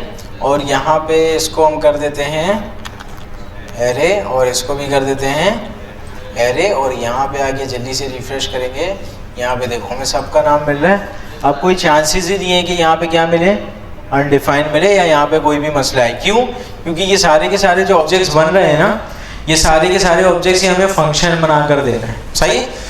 अच्छा यहाँ तक बात समझ में आई। अच्छा ये वाला जो मैंने काम किया है ना, ये वाला काम मैं पुश भी करवा सकता था। कैसे पुश करवा सकता था, अभी मैंने यहाँ पे जो है ना सिंपल यहाँ पे अलग अलग से इसको वेरिएबल के अंदर रखा हुआ है, और यहाँ पे मैं वेरिएबल का नाम ले जाके इसके अंदर रख रहा हूँ। सिंपल यहीं पे मैं क्या करता, एरे ऊपर बना लेता, खाली होता वो, उस एरे के अंदर इसको क्या करते जाता, पुश करते जाता, और वो भी बिल्कुल काम सही था। अभी तक यहाँ तक ये जो मैंने कोड लिखा है किस किस को समझ में आया है, ये वाला कोड। ये मैनुअली बताने का मतलब था कि जब हम कंस्ट्रक्टर का यूज़ करेंगे उसके पीछे क्या लॉजिक चल रही है वो आपको पता होना चाहिए, ये इस वजह से मैंने आपको समझाया। नेक्स्ट क्लास में हम इसका कंस्ट्रक्टर जो एक्चुअल कंस्ट्रक्टर मेथड होता है वो हम पढ़ेंगे। अभी कंस्ट्रक्टर हमने मैनुअली बनाया हुआ है, सही है। नेक्स्ट क्लास में हम इंशाल्लाह ये पढ़ेंगे।